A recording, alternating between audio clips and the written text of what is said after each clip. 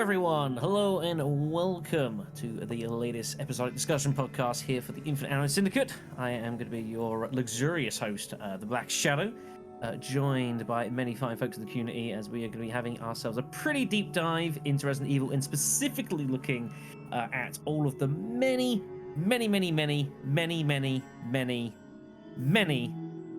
side titles that this series has, as if the main series wasn't long enough. We are joined by many illustrious, beginning with Mr. Renegade Operative, our Lord and Savior. I'm a zombie right now. I am brain dead, but how's it going, everyone? I cannot wait to dive into the Resident Evil side games, and hopefully it will be fun. And alongside us as well, also being joined by Mr. AK Austin. Hello. I'm back yet again. It's good to be here, and I'm pretty excited to talk about these Resident Evil spin-offs. Not gonna lie. Mr. Silver Crystal. Hello again, folks. Back once more, here to talk about all these wonderful side games, especially for me. And I'm happy to talk about that. So we'll be getting to that in a second. Thank you. And last but no means least, Mr. Sir Brando. Hi, how you use this? Daylight saving time sucks. It makes my job easier, however, so I'm not complaining. Anyways, so yes, Resident Evil, it's been around for 25 years now, and of course we all know that the main series is well long enough going through that time, but there's been of course a ton of spin-offs as well, so this is going to be hope you guys like a lot of detail because we've got plenty to offer. So we're going to give initial impressions on all of the side games within the franchise. We've obviously got a list of everything, so you're looking at your Resident Evil Revelations, your Survivors, your Chronicle games, Outbreak, Operation Raccoon City. Who wants to start where? Well, the doc says we should go from top to bottom, so I guess we All right then. should do it in order. We should do it. All right then. So Resident Evil Revelations is where we will begin our journey. Wait, are these considered spin-offs? They are. Right, well, they're the best spin-offs then. No question. What's your memories of it? I mean, do you play the game on release or even? Not on release. I played on one when it came to the PS3.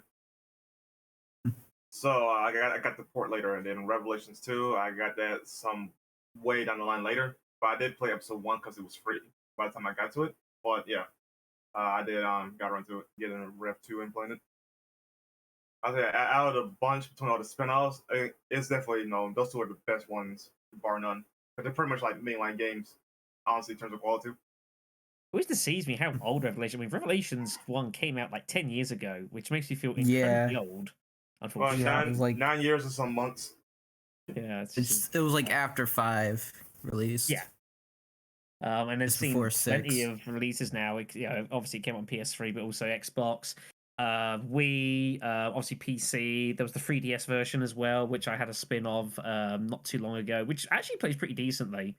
I reckon. I'm not a huge handheld gamer fan, but I mean, it was designed for it, so. Yeah, exactly. And they got basically ported across. But no, I actually think it's a solid one. It's obviously the idea of Revelations is a nice kind of tie-in between games of the main franchise. So you've got Revelations, which takes place between 4 and 5, I believe it is. Correct. Yeah. And then you've got Revelation 2, which is meant to then take place like between 5 and 6, I think it is, whatever else. So I definitely think that the first game is definitely very, very solid. It probably could have been like a numbered title, but I guess the idea is having like this kind of like, it's kind of mysterious sort of thing. Its plot to me is a little bit wacky at times. It's a little kind of all over the place, or it's kind of designed that obviously you've got multiple lead characters effectively, Jill and Chris, and then your sections with like Keith and Quint and that sort of thing.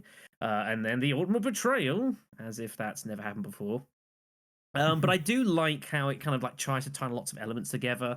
The sections back in Terra Grigia, I thought were really, really awesome. I remember playing through those quite a lot. Brutal on the hardest difficulty. The second one especially is nasty, but oh, dude, Inferno is fucking hard in that game. it is rough. I bit it twice, and like it still doesn't get any easier. No. I reckon it's one of like one of the earliest really hard Resident Evil difficulties I think I've ever taken on was Inferno mode for Revelations. Absolutely brutal. Oh, go ahead, Austin. Sure. So my experience was that my dad redboxed it for me, and I beat it in that day. It's not the longest game by far, none. You can beat it in easy 5-6 hours if you're really gunning it.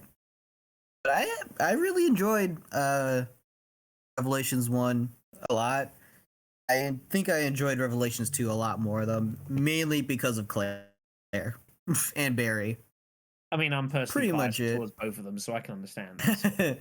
Yeah, no kidding. I did like playing as Jill and Chris in Revelations 1. Like, it was cool playing them. I loved Chris's sections in Revelations 1, fighting in the snowlands. I was like, very cool design most of the part. And then on the giant boat, which is been done before, but I think this is like one of the better ways to do a giant ship for a Resident Evil game. Yeah, I thoroughly enjoy this. I would say yes. These are probably the better of the spin-off titles. Invisible Hunters suck, by the way, everyone. Just want to Oh, throw that one out there. I completely forgot about those. How could you? I completely Absolutely forgot about brutal. those. Whoever thought that would be a good idea? I completely deleted those from my memory. I don't think anyone likes the invisible enemies at all. But I mean, hey, in Revelations 2, if you want them all invisible, you can do that. And that's an Yes, achievement. Oh god. If you hate yourself that much. Yeah.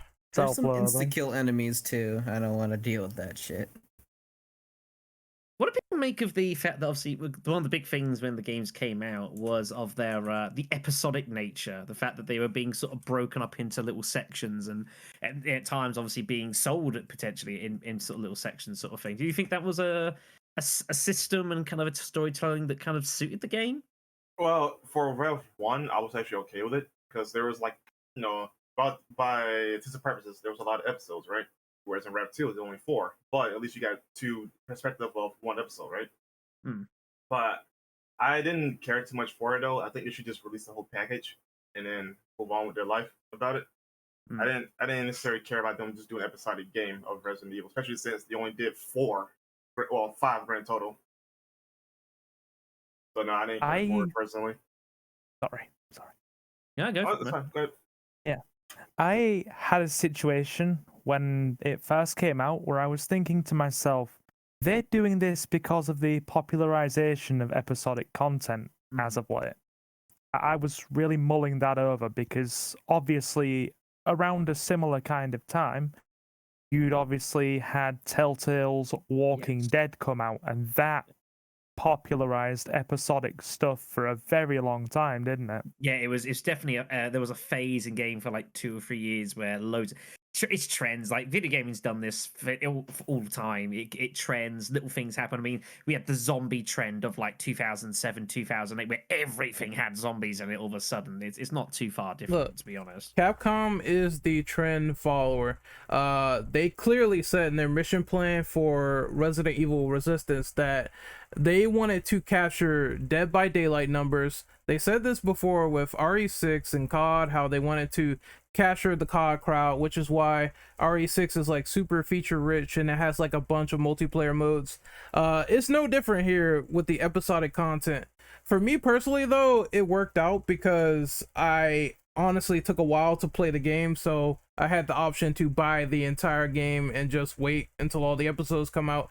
And when it came out, I had the full experience, so it didn't bother me too much. But I probably would not like to see this feature return again. I just have a strong feeling though, considering Capcom is trend following, and now there's the stuff with micros, and now there's the stuff with segmenting a game. It's something that I kind of expect later down the list with one of their leaks, but we will talk about that later. I just felt it was an option that was good for me because it was okay with me waiting. For some other people, it might not be. The way I went about playing it didn't initially bother me too much because when I first came across it, I got it for the 3DS because obviously it was released for that console. And I thought to myself at the time, because, you know, my eyesight isn't amazing. I suffer with a lot of eye strain, so I thought maybe getting this on a portable console might not be the best idea. It turned out to be right. Then for the longest time, I didn't come back to it until last year when I streamed it shortly after we did Resident Evil Village on the channel. Because a lot of people were saying, look, this game is way better than you might think it would be for a side game. Give it a try. And then I went through it and pleasantly surprised, as has been said here already, very high quality for what it is. Very high quality. No complaints from me. Not at all. Yeah, no, I think they did a pretty good job. I think both of them. I think to myself, I think Revelation 2, I think missed a lot of people kind of their expectations. I don't think they necessarily made it a bad game. I enjoyed it a lot for what it was. You know, I thought there was some very cool stuff. I don't think personally the idea of having like the sort of 2-player co-op on it was cute, though I still don't think it was the best implemented. Really, I don't think it's the greatest co-op experience I've ever played. But I think that Revelation 2 was a better game than I think a lot of people gave credit for. No, 2 was a fantastic game though. Just honestly, like if I had to break it down though, there's definitely elements that 1 did better than 2 and vice versa. But the biggest one that 2 does better really is just the general gameplay because it's not built for a handheld anymore versus the first game. Yeah. Yeah, and it's faster too. Like Claire could just do these kicks, and Moira has the crowbar. So I like the gameplay a lot more than the first one. Yeah, that's why I would say that. In terms of just playing the game, 2 is just better. Especially since it's more, I won't say streamlined, but more the quality of life is better in comparison to even the mainline games like 4, 5, and 6. So you need to press all these extra buttons to do all these combinations or whatever, right? One button for the knife, for your melee, etc., and then move on with your life.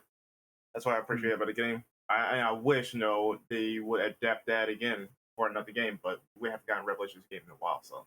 Also, Yes. the add-on to that, this is where people started to spearhead the series and say that they're starting to introduce these obscure characters that we haven't seen in the storyline for a long time. So you have Claire, which by that point we haven't seen her. Mostly the main plot was dealing with Leon and Chris, focusing on the outbreak in China and everything like that.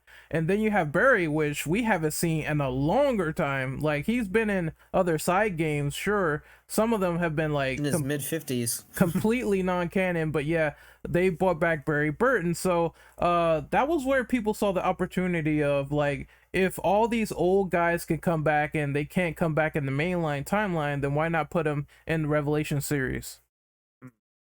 I think that was I the agree. idea. It was a good opportunity to get characters that people are familiar with. And obviously, Resident Evil has a ton of characters that have been established over the course of time, and it was a nice way to kind of reintroduce some of them and bring them back sort of into the fold. And I think for that side of things, I think they did a pretty solid job of it. I agree. Like Well, the it was thing, nice to. Oh. No, go ahead. You're fine. Go ahead. I said like I mentioned this in like another podcast. I think we were talking about RE4, I believe. The characters that are like really popular today had gotten a second chance because they had a second game, right? Like Jill, she had 2 games in the same console duration. Chris, Code Veronica, that's the second game, and Leon, RE4, which that blew up in popularity, so it does make Leon a really popular character, right? The other characters like Carlos, Barry, and so on and so forth didn't have that second chance, unfortunately. So I think the Revelations games would be a great way to give these characters, the limelight. Yeah, I think so. There's only certain other people that are going to get in, really, though. I mean, I will say, I think anyone. Yeah, realistically, who, yeah. I mean, if you're sitting here waiting for Revelations 3 and expecting it to be the return of Billy Cohen, just stop. Just stop doing this to yourself, people. Just like you need We're going for the you need to already. accept that you need to let it go, and you just need to accept that it's not going to happen. He wandered off into the forest and probably tripped on a rock and died.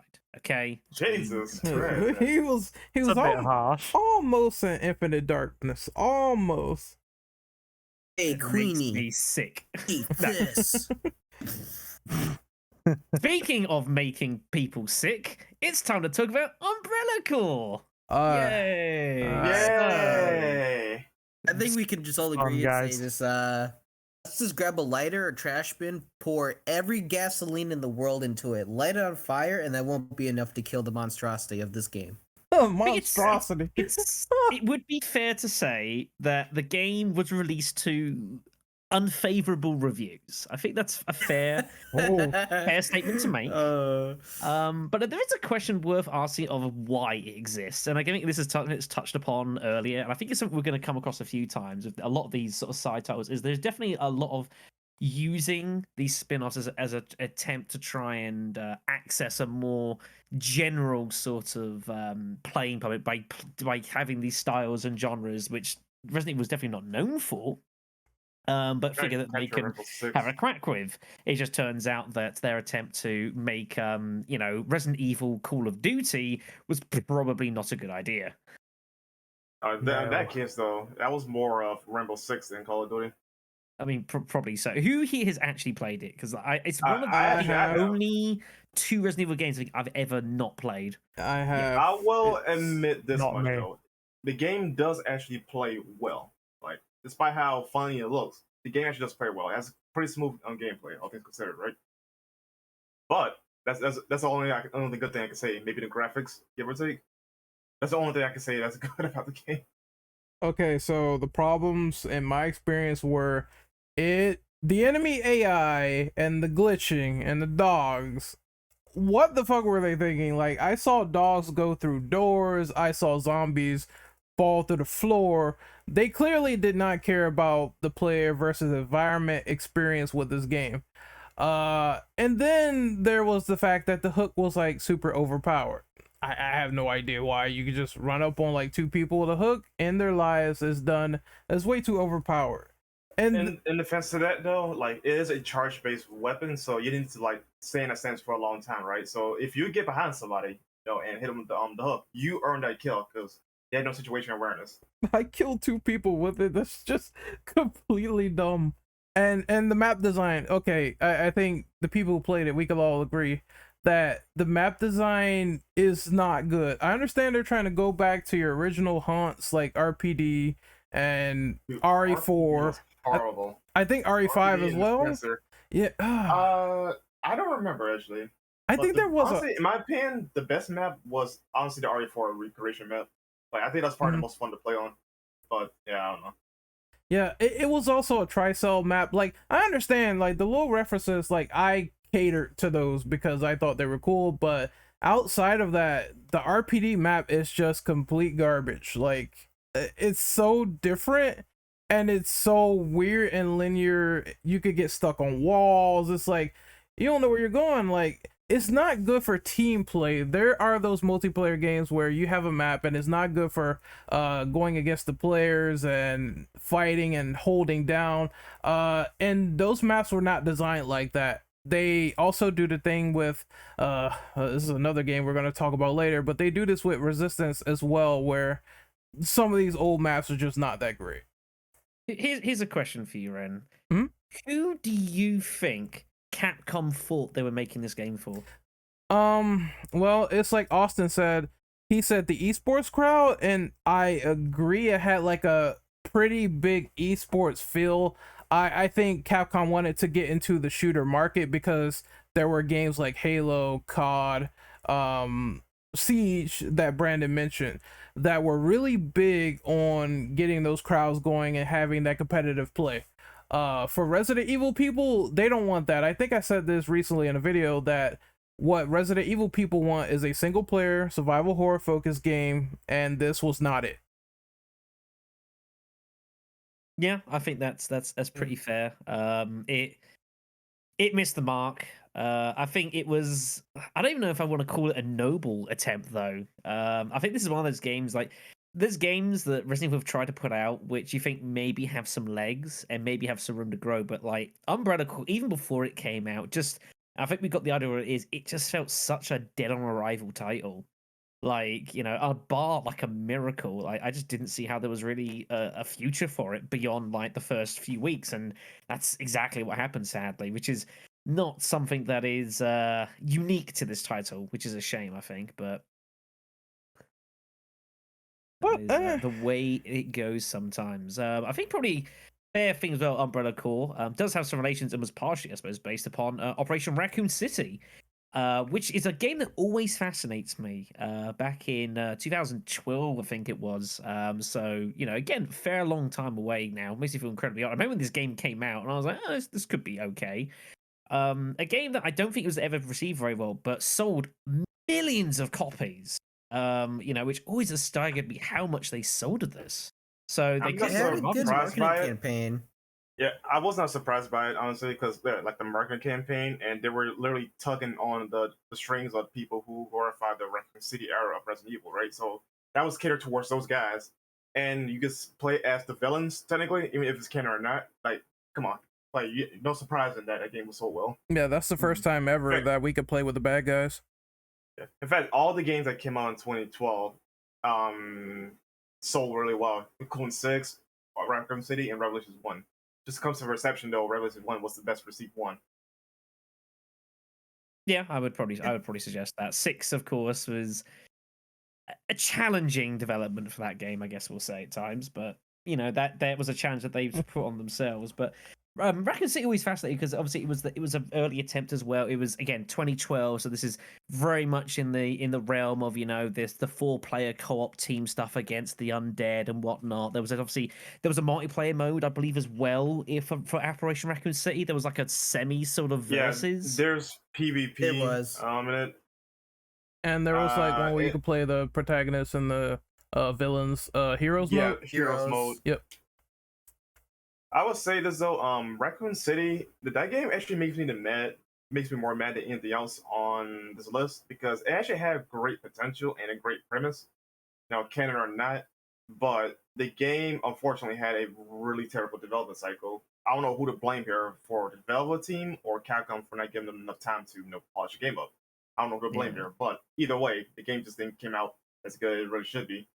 Yeah, Especially when you go for, like, say, I don't know, like 100%, like I did. I play a professional mode. Oh my god, the game is it's not hard because it's hard. It's hard because it's broken. Like, this is probably the most broken Resident Evil game I've ever played in my life. I played it solo on professional, and there's some moments where I was like, I just need to run. I don't have the time to fight. Sadly, though, if you need the S rank, though, you gotta do some things, do some fighting, right? But it's easier to do on professional than hard mode. But again, that's part of the problem. The game is just broken in one department. It's just unrealistic. We had it on our playthrough. Oh, I'm sorry to interrupt, but go on. We had it on our playthrough that the tyrant got stuck, and we were shooting the fuck out of him, throwing grenades, spamming bullets, and he would not die. Same thing happened to Nemesis. It's like sometimes the AI just says fuck it, and they will go into a corner and be superhuman while the players are shooting them, throwing grenades, tossing RPGs, and nothing's happening. And I think whatever happened during the bug testing, which was non-existent on this part, was pretty mediocre because it was very apparent in our playthrough that enemies were not dying or things were being terribly wonky. I think just the main thing that drags this game down is not the premise itself, because the premise is awesome, like a what if story based on RE. That's fantastic. It's the gameplay and the stiff controls and some of the animations being so bugged to the point where you're like, what is even happening?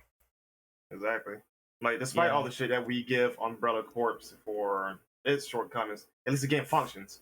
Yep. Yeah, I have to recall. I've not played this game extensively, but I do remember I played. It was the first 2 chapters. It wasn't long after it came out. I was around a friend's, and had some time by myself, and I'd played the first couple of chapters, and it was very unfamiliar for me. Resident Evil game. I was bored. Like, this game, I think, with people to play with, I think probably was fine. But on your own, I was so underwhelmed by everything going on. It just felt so hollow an experience. I was so disappointed. Yeah, Brent just mentioned the DLC. To be quite honest, though, the Spec Ops team was honestly the best part about the game. I actually enjoyed myself playing with the Spec Ops. Yeah, Except for the final boss. The final boss sucks. But go ahead. Also. DLC is the best part of Operation Raccoon City is the good side campaign, pretty much. Yeah, it was like a companion piece towards the what they call it again? The Wolf Squad for Umbrella. I believe that was the one. Yes, Wolf Pack. Yeah, Wolfpack. Yeah, that, like I say, it's definitely a really good DLC. I recommend that everyone should try it if they can, because yeah, especially if you play on consoles, you never know when that DLC is going to get listed. Interesting. But Interesting really fact, though. What's up? Interesting fact, though. Compared to both the Spec Ops and Wolfpack, funny enough, the classes they are, like Vector is the stealth camouflage dude. They're gender swap for the Spec Ops, which is I thought was really cool because like, oh sweet, I get to play a really badass female as the counterpart to Vector. I was like, fuck yeah. I've always played as Party Girl. She's the best one. Vector was my favorite character, anyways, because he's the disciple of Hunk. That is badass. I always play Vector and I think Lupo, the girl with the purple mask on her face.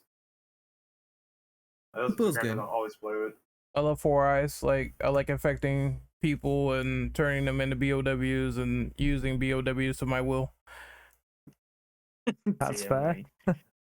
Dear me. But no, I was like so you said you tried 100% the game, Brandon? Like I mean that sounds like a chore. Me and Dom guy are liking trophies on the PlayStation side of things. We did it in oh my god, dude, professional was so bad. Getting the S+ ranks was garbage. You're a braver man than I. That's all I can say. Or you're just insane. Yes. Yes is the correct answer. Goodness me. The more I look back on this, and especially like hearing what you guys are saying right here, the more I've come to accept something. It's okay to like this game. And I wasn't the only person that actually enjoyed the, government Spec Ops DLC. That's the part of the game that really was quite redeeming for me. Shit, and plus it's also the least broken. I might add. If anything, if that was the main campaign of the game, I think the game would probably have been better received. You do have a point, though. It's almost like they didn't really do much testing on the main campaign of the game, and yet the DLC campaign actually got a bit of testing. You make a good point there. It wasn't as buggy. All right, then. I'm just going to say that I prefer to call it a guilty pleasure.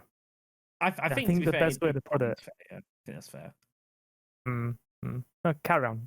Next one. Next one. No worries. All right, then. So, I need to take you all back in time. We need to go back to the year 2002, which is a long time ago now. I'm sure many of us can barely remember what the heck we were doing then. I've certainly slept since then. However, 2002 saw the release of a certain game that came out. This was, I think, at the time, probably, I think, one of Capcom's probably most ambitious attempts at a Resident Evil game, seeing as that they actually figured, well, we haven't done it on a portable console before. How badly could we do it? How hard can it be? And then Resident Evil Gaiden came out. The first question is, who here has actually played this? I have not. Not me. Not me. Now, the mercy is I didn't play this in 2002. However, the bad news is I played this in 2019, I think it was, blind, live on the internet. For about 6-7 hours. Good God. Now, I don't want to sit here and suggest that Resident Evil Gaiden is a bad game, because I think that would probably be doing it a bit of a disservice. However, considering it came out on the Game Boy Color, I think it's fair to say that there are going to be limitations upon its gameplay. I'm sure there's probably almost no one who has any idea what even Gaiden is. The plot of Gaiden was basically that there's been an outbreak on this lovely ship, very nice cruise liner, very, very fancy, courtesy of Umbrella, because of course it was Umbrella. And so, sent to resolve the situation was Mr. Leon Kennedy for Resident Evil 2 and Barry Burton. First of all, what the hell? What is going on here? They weren't even part of, they were just some kind of bizarre government organization, which I don't think it's ever named. The plot can then proceeds to get farcical within the first 30 minutes. I think is a fair way to describe it. The gameplay was not too bad, with its shooting functions. There's a bit of kind of exploring around and almost you could say a bit RPG like, but holy Christ. Oh my god, this game. It exists. It exists. I am worse for that. It has gone to a point where it is a meme on my channel. I will be replaying this in the not too distant future to see if I can beat this game with just a handgun because I truly hate myself. But no, You're welcome, by the way. I got to that. Cheers for that. By the time that's all said and done. But no, I think the idea of trying to get Resident Evil onto different platforms is always good, and they should always be trying. And companies should do this, but trying to get a Resident Evil game onto a Game Boy Color, like, especially you think of it now, it sounds farcical. Like you could say that to someone in the street, and they would think you're probably joking, but they actually did this, which is astonishing. Gaiden is definitely, by all intents and purposes, a technical marvel because they managed to make something out of a Resident Evil property. Like, for what they did with it, though, it actually worked. But in my honest opinion, though, I still don't think it's a good game. No. There's certain aspects that, while it worked, though, it's not fun to play, Oh, man. I looked at it as I looked at Resident Evil 2 on the N64. It is a technical marvel that they get it on this particular platform, though, but it's not the best way to experience Resident Evil 2. For Gaiden case, though, like mechanically, it's cool that what they had there, though, but it's just I have fun playing with it. Yeah. I was asked. There was a message on the Discord from Mr. Renegade saying that should a Resident Evil fan ever play this game?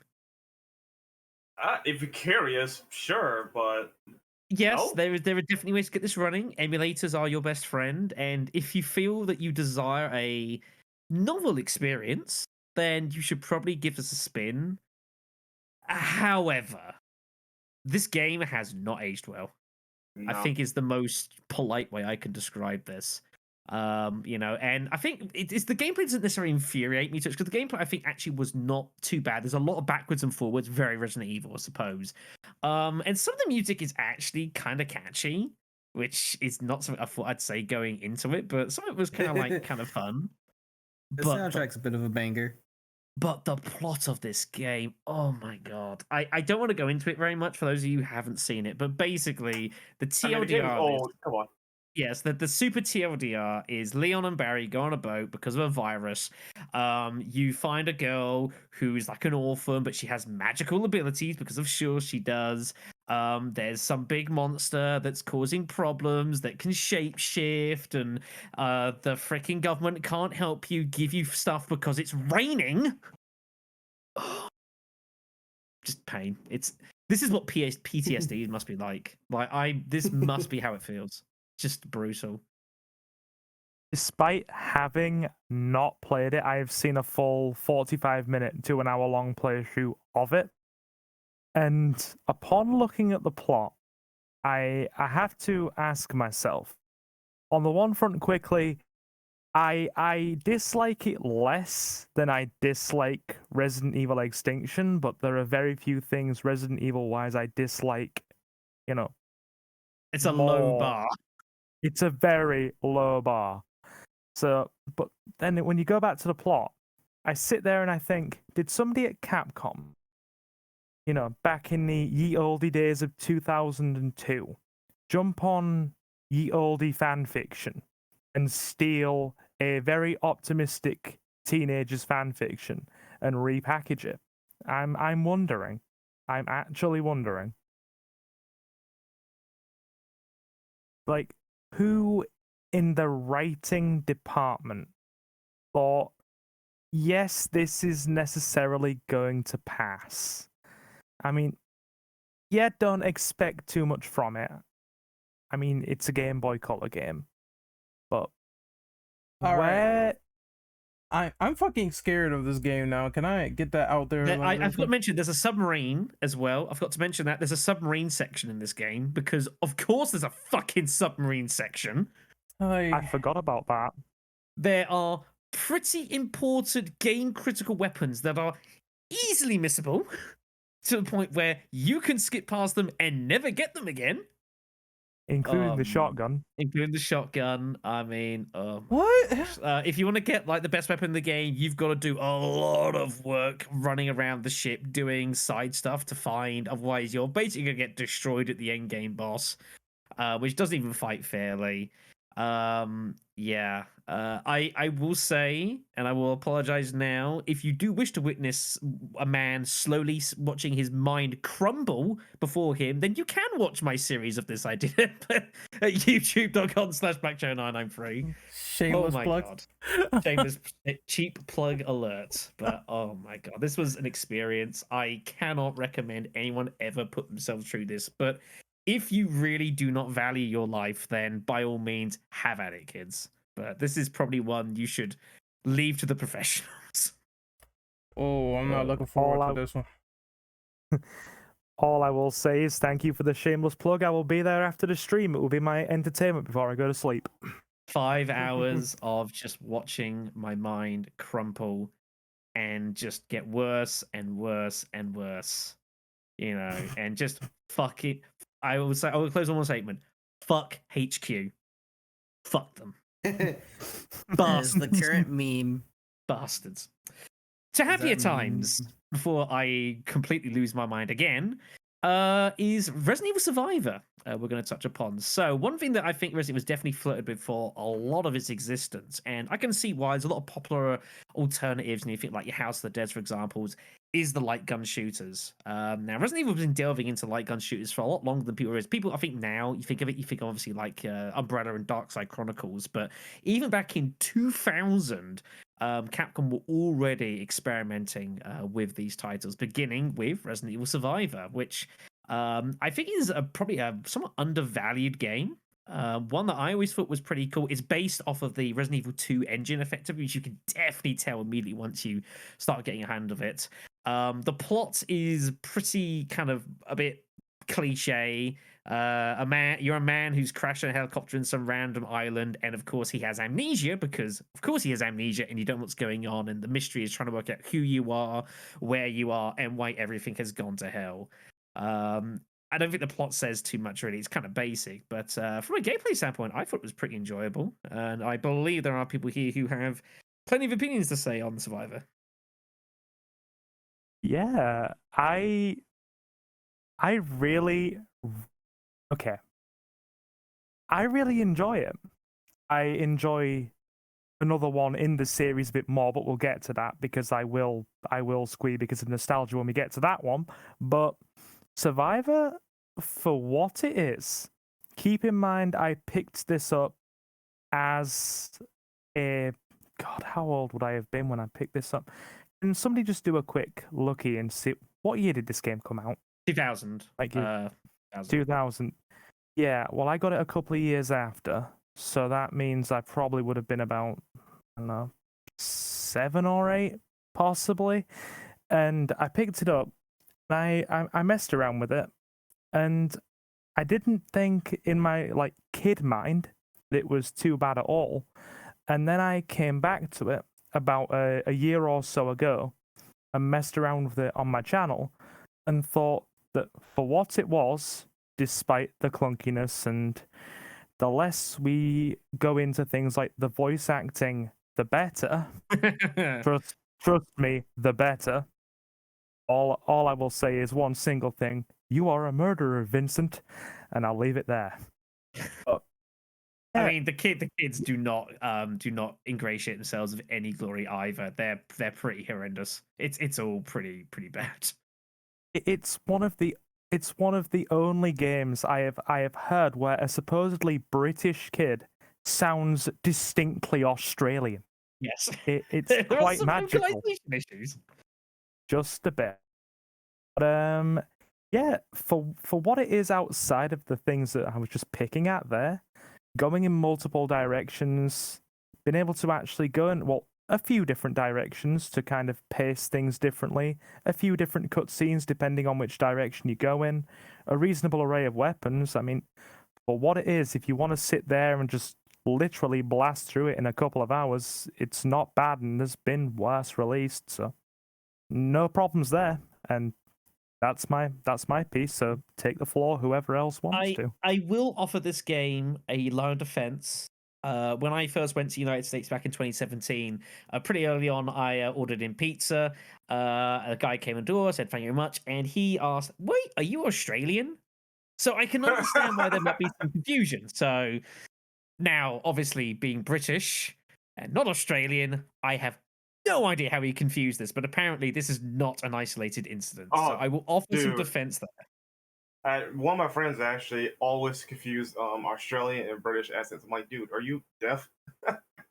There's a clear difference. I mean, it's better. I don't understand how it happens, but so I can kind of get it. But I thought the game, like, I think Omni played pretty solid. I think one of the real cool things of Survivor that there was obviously kind of inspiring from the the railgun sort of shooter setup and that thing. Obviously, that you have your bit of like you choose your own adventure. You can kind of take the game in whatever way you want. Obviously, you get to generally the same endpoint more often than not. But that was something obviously that Survivor delved into, was the option of having various times of split paths, and that you could take different options. So early on you could like go through like you've got the bar, you've got like the restaurant, you've got the church, you've got like the arcades or the library, lots of different ways to kind of take on your game to get yourself different kinds of weapons and that sort of thing, which I thought was really cool. And it was obviously a very nice way to kind of encourage people to repeat play a game, which in its nature is not particularly long. But I always thought that was really, really cool, and thoroughly enjoyed that. Thing that I did find interesting, one specific enemy type that only ever appears in Survivor, those strange commandos that don't quite sound human. Yes. Yes. Man. I think they were just called the cleaners, weren't they? Yes, yeah, the cleaners, I think is what they were. Yeah, there was kind of like meant to be this kind of like a weird, like secret USS military unit, I believe it was, who kind of spawned. Which mainly you fight, like if you go via the arcade, you fight a load of them there. They're very strange. Yeah. One of the least threatening things in there, but also very strange. And just thinking back, I just literally had a flashback at this moment as you mentioned what you did. This game also did all of its cutscenes in engine, didn't it? Yes, pretty much all of them. They kind of tried to like put some rendering filtering on it to kind of make it look a bit kind of, though it wasn't, but it definitely was pretty much all in game. Sorry, go on. I'm just going to say one last thing just in regards to what Brendel said in chat a moment ago. Yeah, this game does have like RE3 kind of RNG in terms of things can spawn in really random places, and it can sometimes be a bit busted. Case in point, you can walk into a room and 2 spiders will be on the ceiling and just drop poison on you and you die. But yeah, sometimes. Continue, Shadow. Yeah. Sorry. There are some. There was a bit of RNG, which I thought was cute and I always appreciated, but it was a bit cruel sometimes. I will also say for Survivor, Survivor has, I actually reckon, probably one of the darkest like plot lines going, and this is me having just come off playing Haunting Grounds, so which obviously has its own interestingness. But yeah, for those, again, I'll TLDR it, but basically one of the plot points of Survivor is that you're on this island, and as it becomes, it's pretty prevalent that there are tyrants absolutely everywhere. And the question is, well, how are there so many tyrants? And you learn how these tyrants are created. It's pretty grim. It's for 2000. It is kind of shocking, like how much detail goes into how they are created. I won't spoil it, but it is very, very dark when you realize what's actually going on. Like, it was kind of, I remember I first saw it and I was like, what in the hell? How did this get past the censors? This is kind of sick, even for Umbrella. So I think it's one of the. Sorry, no, go ahead. No, go ahead. No, you're good, man. I was just gonna say, I think it's one of the only times, with a couple of very specific exceptions, where Resident Evil dares to pretty much referenced, without going into too much detail, because like you said, let's not spoil all the detail, that children were explicitly involved in these experiments, and quite violently so. Yeah, it's It's dark. It is. it's pretty shocking. Like I don't even know if you were to try and do that in a plotline nowadays. I don't even know if you'd get away with it because things have changed a lot in gaming, and I think some stuff you can get away with now you couldn't back then. But there's definitely some things you could get away with then, and now would be like almost like taboo a little bit. And yeah, it's a little uncomfortable when you realize what's been going on, and like there's detailed memos of like the kids in the prison area kind of like, and it's very reminiscent. Obviously we've had something similar recently with say remake 2 going through with Sherry through the orphanage, and obviously you're always going to get these sort of documents that are kind of a bit unsettling, but man, did Survivor top the cake there was some pretty distressing stuff that was in that game. Yeah, and you are totally right in what you said as well. You wouldn't be able to get away with this kind of stuff. I was talking to my partner about how video game attitudes have changed in some ways and become in some ways more open, and also in some ways in regards to other things much more the other way. Like you can't even really put minors in threatening positions in video games because the amount of flack it causes from the media is absolutely unreal. Justifiably so to some degree, but things have changed, haven't they? Oh yeah. Right, Indeed. so moving swiftly on, moving yes. swiftly on from the darkness of Survivor to how closely can we emulate an arcade game on a console? Enter Survivor 2 Code Veronica, which I only got a first chance to play with myself about a year and a half or so ago. I'd never played it before. I'd basically never seen it before. I don't like this game. I think it's probably one of the most obscure titles, probably in Resident Evil, like in its entirety. I would probably say it's either this or Gaiden, or like I think they're probably not the two most obscure titles. Probably going those two. So I think very few people have played this. I hear people talk about Gun Survivor 3 more than 2. And honestly, I can say for good reason. I don't like Gun Survivor 2. Which is pretty astonishing. The game kind of explains itself. Being Code Veronica is based among the titular title that had been released. I think it was the same year. I think as this, wasn't it? Yeah, I think same year as the. I don't think it's the Dreamcast. I think it's the PS2 version. Yeah, I might be wrong with it. Same sort of time. And it's basically what happens if you were to try and take Code Veronica and port it as a light gun shooter badly. Pretty much. This is not a good game. Okay, I have two questions because I never Also, played this game, but I have two questions. Number one, why is the storyline based on Claire having a dream? And number two, why is this based on her seeing Nemesis when she never seen Nemesis ever? I don't know. That's the thing. Like, that shit doesn't make any sense. So I can offer reasonable answers to these. The first one is because this is Capcom, and they had a excess supply of fun stuff in the office, and they needed to use it one afternoon. It just happened to be when they were developing this game. It may have disappeared in unusual circumstances. As for why Nemesis was involved in Code Veronica in an island that he's never been to, in a universe where he was destroyed like 6 months prior or 3 months prior or whatever, I have no earthly idea. It's like this game, I thought there was some kind of fun novelty to it. You know, it is actually like at its dumbest level, it can be kind of a fun run around, blast everything you see. Although the mechanics of it are also kind of dicey. But yes, Nemesis is in Code Veronica. What the hell? There's one good thing I will say I actually do like as mechanic is the countdown for your tyrant to come in and chase you.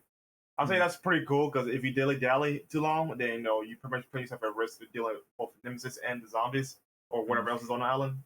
I do appreciate that though. Now, whether it was well balanced, no, that's a different conversation though. Yeah. There's also another question that I also can't answer.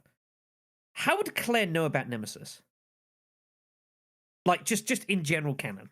I know this Josh, game is canon is subjective. The only way that she would know about Nemesis is after the fact. If when she met Jill, I think she met Jill. She would have to at this point, considering her and Chris are very close. And Jill just happened to, have yeah, like mention it. detailed drawings, and sketches, with artist impersonations after the fact. Yeah, who knows? There could actually been a video feed out there of Nemesis. So possibility on that front. I But think Claire was a little busy. Okay, here's my rendition of the events. Here we So, go. okay, well, what you got? so there was one tyrant, and then there was another one, and then one tyrant bent over, and Okay. they attached a claw to his appendix or the pelvis, and they had premarital sex, and therefore Nemesis was born in Claire's head. Okay, enough of that nonsense. Actually, I have one. I Thrust, have one plausible thrust, theory. thrust. Actually, I do have one plausible theory though, but correct me if I'm wrong though. Nemesis is actually a project line of tyrants, correct? Is that just that one tyrant inside Resident Evil 3? Was the idea they were gonna obviously? I think the idea was they were gonna sort of test and see if it worked, and if it did work pretty well, then obviously they'd go and try and make more of them. Makes logical. It's Umbrella, so of course they. Now, for Operation Raccoon City, there's actually another Nemesis. I forgot what the name of it is called though, but it's unique to a particular DLC that's only on Xbox, unfortunately. So the only way for you to play is on that system. Now there is actually another Nemesis, right? So is theoretically speaking though, being that Nemesis is actually a project rather than a singular tyrant, it could be more Nemesis out there that we're not aware of in the Resident Evil world. Theoretically speaking. So that's the only plausible way that Nemesis would be in Code Veronica if that's another Nemesis tyrant. Otherwise, Claire just made it all up, and we have to go with that. Yeah, which I never know if I'm meant to be insulted when a game reveals that it's a complete dream and none of it exists, and thus none of it matters. Like that's not a good selling point, right? Well, that's the worst form of storytelling. It's pretty bad. It's not too good. Going by the game itself, like even the gameplay, I don't think was that great either. You're in these maps, you've got a timer that counts down, and if it runs out, then Nemesis will come after you, and if he gets you, you just basically die instantly. You do have a few lives in this game, which you need because this game is actually kind of challenging. If you kind of go into it, there's a lot going on, and the thing is that you kind of want to explore because it's a Resident Evil game, and they generally reward exploring. And it's one of those ones you need to explore because there's items dotted about that you're going to need to survive, but there's just not enough time to do everything, unfortunately. Especially if you want to start fighting everything. And the boss fights, some of them are really obnoxious as well. I can't. It's just not great. You've got the arcade mode, then you've got like the like a side mode as well, which is like kind of like a dungeon mode sort of thing, which is also really really weird and quirky. It's just a weird chain of events. Survivor 2. It's no surprise the game did not do too great. However, it should be noted that and I'm just as I'm on the Wikipedia looking at this. It should be noted, in Japan, Game Machine listed Resident Evil Code Survivor 2 Code Veronica on their August 15, 2001 issue as being the most successful dedicated arcade game of the month. Can you believe this? I have looked this up. I can, especially given that arcades were still popping in Southeast Asia at the time. I do believe it. I actually do. Yeah. It should be noted that this game was no longer the most successful dedicated arcade game the following month. But at least they had one, I suppose. So I can't find it. But yeah, just a complete pipe dream of madness and insanity, which, funnily enough, turns out to be the whole fucking plot. And since we're on like releases and whatnot, Code Veronica actually came out the same year as Survivor, the first one, but the Gone Survivor 2 came out the same year in Japan as Code Veronica X. Yes, this is true. Yes, good point. Yeah, because it all gets confused. There's releases and re-releases and whatnot. It's all a bit messy to me. So hey ho.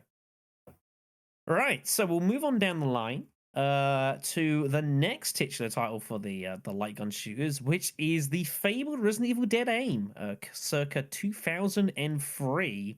Another very experimental title, I think.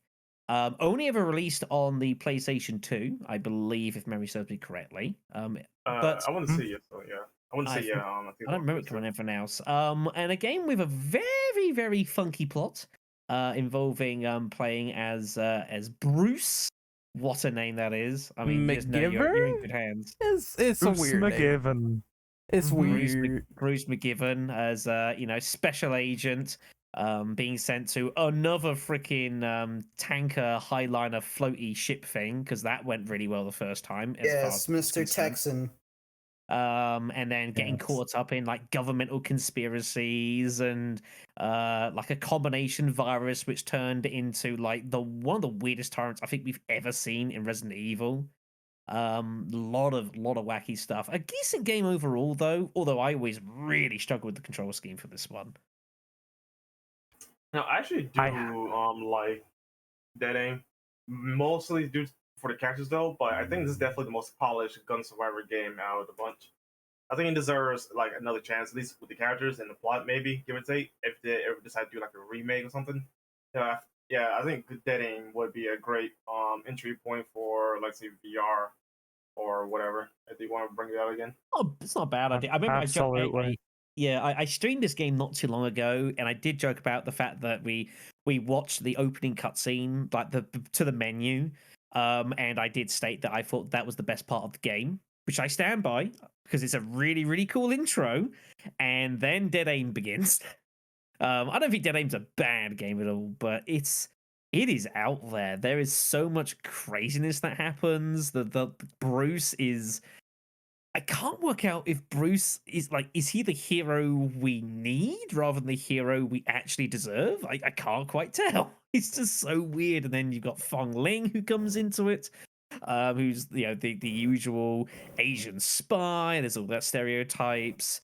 And then you've got the whole madness of Morpheus who makes some unfortunate life decisions, we'll say, and we have to clean up the consequences of this. Oh yes. May I? Because I actually have a story behind this one, and I've been containing my odd yet no less present excitement. Because out of all the Resident Evil games in existence, this is the one that I actually have a fair bit of childhood nostalgia attached to, and it's the first Resident Evil game I ever played. Wow. So, yeah, There's not seriously, many people in the world who could say that Dead Aim's their first Resident Evil. That's pretty amazing. So may I indulge you folks with a brief, a few minutes story time? All yours. Right. So I was like, what? Probably, God, like 9, 10. The game had just come out, and I knew of Resident Evil because obviously, it was doing its rounds in the early 2000s when I was a kid. And obviously, I'd heard that it's this scary game full of zombies, and I wasn't quite sure about it. Yet, I picked it up. Here's a bit of nostalgia for you while you're here. A few of us will be able to remember that strange place called the video store, won't we? They existed? My God. They existed, yes, they did. Blockbuster, Hollywood Video, whatever else. Yeah, whatever else. I went in with my mother, like years and years and years ago, and obviously I was way too young to get it myself. But we had a family friend who worked in one of them and was actually the manager. So she kind of looked the other way to me getting it. And I took it home and I played it, and it was interesting enough for me. I'm like, this is pretty good. And then I came back to it like, I don't know, like in my teens, and I honestly thought for what it was, been like 1920 when I came back to it years later, I found the part in the Spencer Reign, the first half of it, to actually be a pretty reasonable experience as far as the Resident Evil formula goes. You have your zombies, you do have your elements of exploration and weapons and essential items hidden around the various decks and floors and crew's quarters. you do have to find things and open doors and advance the plot through the typical Resident Evil formula. And the way it goes about using the lighting and having really, really dark areas transitioning into really light ones when you're going through various parts of the ship, really enjoyed that. You can be walking down a corridor and it's very dark. You won't see anything, but you'll hear zombies shambling around. And if you're not careful, they can just come out of nowhere and start grabbing a hold of you. And it's pretty impressive. That, and what else could be more amusing? At least as far as I'm concerned. Amusing might not be the word. Let's use interesting. What could be more interesting than a very, very effeminate French tyrant? Funnily enough, the last time I played this happened to be during like the transgender month sort of thing, that sort of stuff, which was not completely by accident. Didn't even think about it at the time. But yes, Morpheus's evolution, shall we say, into Evolution. Yes, I think evolution is the correct word for it. I think Yeah. he'd look at it as a revolution, or she would look at it as evolution, or it. I don't. Okay, know. so It's a bit complicated. We'll use they and cover ourselves. They's good. in Yeah. in my opinion, What's wrong with this? oh, this man's crazy. But so the tyrant, like I thought the tyrants don't have privates, or I thought that was established in Resident Evil 1. So this is like new lore. Oh yeah, for tyrants though. This ain't a tyrant. Well, they said it was a tyrant. Like I never played this game, so No. I mean, it is, isn't it? I mean, it's a tyrant, but not a tyrant. Wink, wink, nudge, nudge. Yeah, but I don't know. Like, it doesn't make sense. No. To be fair, a lot of this game does not make any sense. It is a kind of ludicrous plot line. It's a plot line that I think also doesn't have any idea how to conclude itself. And that's a pretty apparent about like a third away in the game. It's just like spiraling out of control. And is just a complete nonsense. This ship that is just kind of middle of nowhere and then just so happens to end up washed ashore this big giant deserted island that, oh, funny that, there's a giant umbrella base right underneath it. Isn't that convenient? It's just that it's so much when you delve into the detail of the plot that makes no sense whatsoever. But the game's like, what the hell? There's an assassination attempt on Fong Ling because she's got some device implanted in her. Oh, bet you didn't know about that because it wasn't important. It's so much. It just happens for the sake of it. It's infuriating, but it's like, I feel like I should be angry about it, and somehow I'm not, which just astonishes me. So I just love the fact that it is a train wreck. I accept it and I'm fine with it. Okay, so just on the level here, this game and the crazy stuff that it does, I have a question. Does it outdo all the stuff that was attempted in RE6? That is, that's close. I would probably say on a just outlandish scale, 6 probably tops it just because of the pure scale of how much crazy happens over such a wide range of places and areas. But for pure absurdity, I think Dead Aim probably has to take it. No, I would say 6 is worse because it takes itself seriously, more so than Dead Aim. Because I mean, there is that storyline where Simmons bombed an entire town. He did this twice, all because he could not get some of Ada Wong, and Carla turns into a monster that we will not repeat here because it resembles something that you see when mom and dad finishes the business, and then that happens. So this whole game is just weird to me, and I've seen worse in the mainline, so I had to ask if the sideline game was either worse or even more weirder than that one. This podcast now rated TVPG. Look, I didn't say what Carla was, just you have to use your imagination. Yes, there's a lot of imagination in Resident Evil 6. I think that's probably a fair summation of that game. Just say she's a giant vanilla ice cream cone. Go with that. No, sure. Why not? It's not completely inaccurate anyway, so. Dear I me. think the best way, sorry, still getting over that from a second ago. I think the best way to answer Ren's question here, from probably the one certified fanboy of this game on the internet, is that the game definitely gets damn close to Resident Evil 6, but even if it was to surpass it or not, it doesn't care enough to try. It just exists and does what it does, and it's fine with that. I don't think it particularly tries in any way. It just does what it does. Pretty much. Yeah. Chat. And it is unabashed. Don't mind the lewd questions I ask, please. No. No. Dear me. All right then. So it would be a few years until Capcom would delve back into the light gun shoot. Obviously, a bit busy doing some I'm some other sorry. things. We see a mushroom having an erection in chat. This podcast now rated TV-12. So I could not describe that for a second. I was like, what the fuck? Oh god. I have no So- maturity whatsoever. we take ourselves to 2007 to try and get this back on track. And the beginning of, I think, probably very well received and very well remembered, the beginning of the Chronicle series for the Wii. I never particularly played either of these very much when they came out. I finally got a sample of them a few years or so ago. I imagine people have played this far more than I have, I would imagine. But like the Yes. most, probably like real rail he's a rail shooter. That's exactly what it's designed to be. Yes, it is.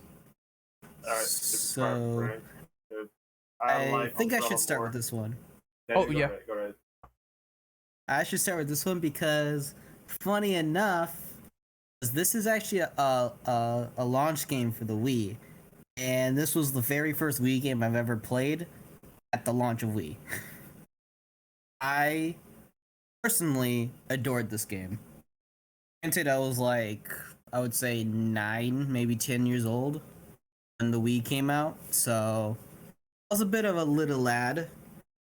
Yeah, Umbrella Chronicles, I fell in love with. I completely 100% of the game, got all the files, got all the stars, got S rank on everything. Took me a long time because there's some things you can easily miss, and getting headshots is a piece of shit. I was able to do it. But for what it was, it's like a soft remake of 0, 1, and 3 in a way. This is like the very first attempt at like a Resident Evil 3 remake in the sense. I very well feel like that. For it being an on-rail shooter, it definitely does do a lot in the aspect of trying to replicate like a House of the Dead feeling of on-rails move to move, counter, boss to boss type of thing.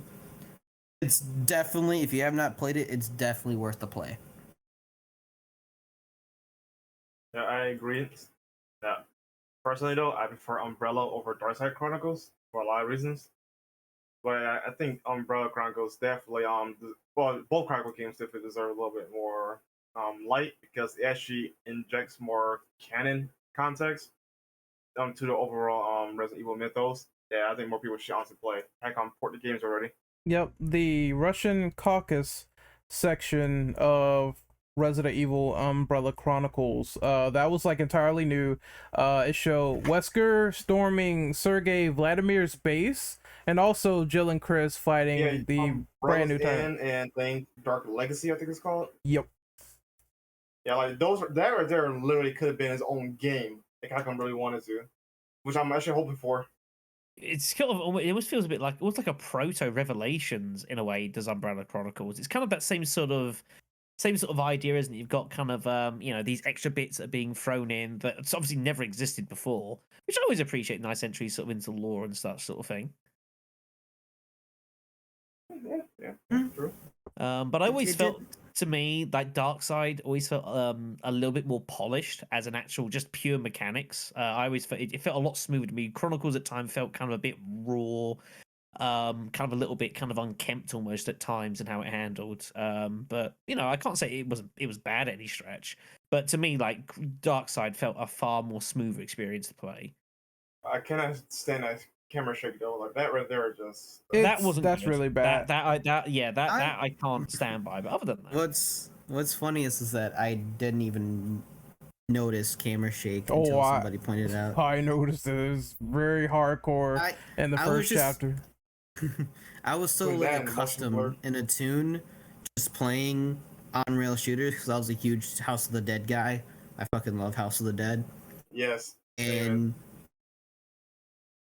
I just never I never had a problem with it, and I was like, that's probably why I enjoy Darkside a lot. And the fact that that game I was throwing like I was throwing more grenades than anything because of the camera shake. Because it feels like to me Darkside was a little bit more difficult to manage with the enemies and crowd control.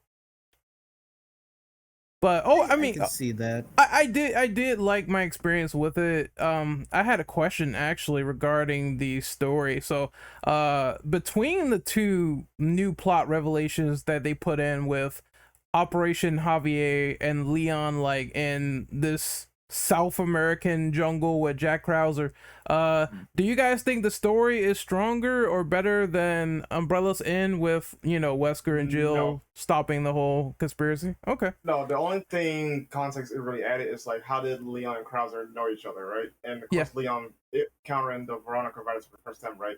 But no, it does not hold the candle to Wesker, Jill, and Chris's campaign to Umbrella Chronicles because they literally right there in the Umbrella versus just character context.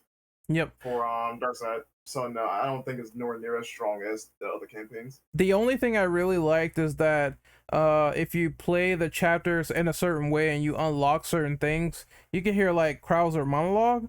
So you're mostly in it for Krauser and finding out how did he turn out to be this bad guy in the first place before RE4. Yep. Well, I think it's cool they had that there though, but yeah, no, I don't think it holds a candle to the other campaign. Yeah, Umbrella is just a stronger presence, and they have a lot more going for them. I'm talking about like they were around since the beginning, so it's like years of history versus one character that came out of nowhere. But the fact that it's there as an addition is okay, but comparatively, no, it doesn't add as much compared to what is added with the whole essentially Russian branch of Umbrella's side with Sergei Vladimir. I actually thought, despite him only appearing in that one side segment, that he was actually, if a bit one note, still an interesting antagonist for Wesker to deal with. That's my take, at least. Yeah, he was like literally an opposing force to Wesker. I mean, he literally blocked Wesker like a few times from doing certain plans, right? So yeah, that was definitely Wesker's antagonist throughout throughout the game. All right then. Yeah, I think looks like it's pretty much covered on that. So I think enjoyable games. Maybe somewhere down the line we might see another Chronicles title come out. Wouldn't be totally against it. We'll see what comes of it. Yep. Hopefully. All right then. So it is time for me to go to bat because it is time to talk Outbreak. Yes. Now, Looking forward to this. This is the biggest one here. Outbreak is definitely, I think, as far as legacy-wise, there's a lot of potential. I always remember when I first brought Outbreak as a series to my YouTube channel back in, I think it was like 2013, possibly. I think it was the first time I touched upon it. And I had a lot of people on the channel who had watched and obviously played a lot of Resident Evil. And I came to Outbreak, this game that I had played a lot when I was growing up, spent a lot of hours with, and I brought this onto the channel. And so many people had no idea this game existed. And I remember it just blew my mind that there was so many people had no idea what Resident Evil Outbreak was. I was like, how do you not know this? You know what? Shout out real quick. It's the same thing that happened with Remake 1 and 0, especially 0. Like, surprisingly, not many people, at least at the time, when I have discussions with a lot of people, they know those two games in particular didn't exist.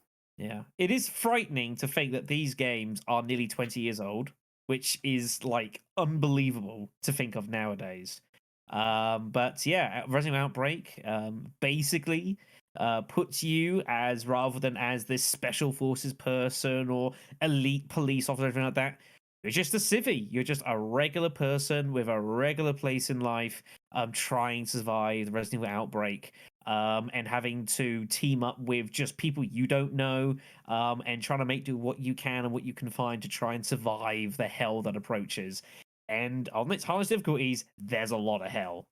This game can be very unforgiving if you don't want, if you want to make it that way. Especially with File 2, where the game got a lot more expanded. There was a lot more different things you could do, but at the same time, there was a lot more ways the game could just try and just kill you completely. It was pretty brutal.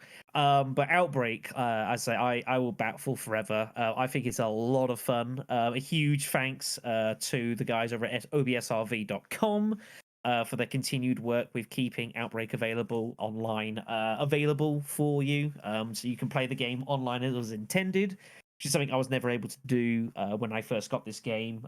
This was one of the very first that had access and used internet gaming for multiplayer, back in the days where not even every region of the world had access to the internet with playing. Like the PAL version of this game had no online support, which nowadays just seems like completely absurd because we're on the internet all the time 24/7. But this was right in that phase where it was just starting to come out. It was just being experimented with, which we take for granted nowadays.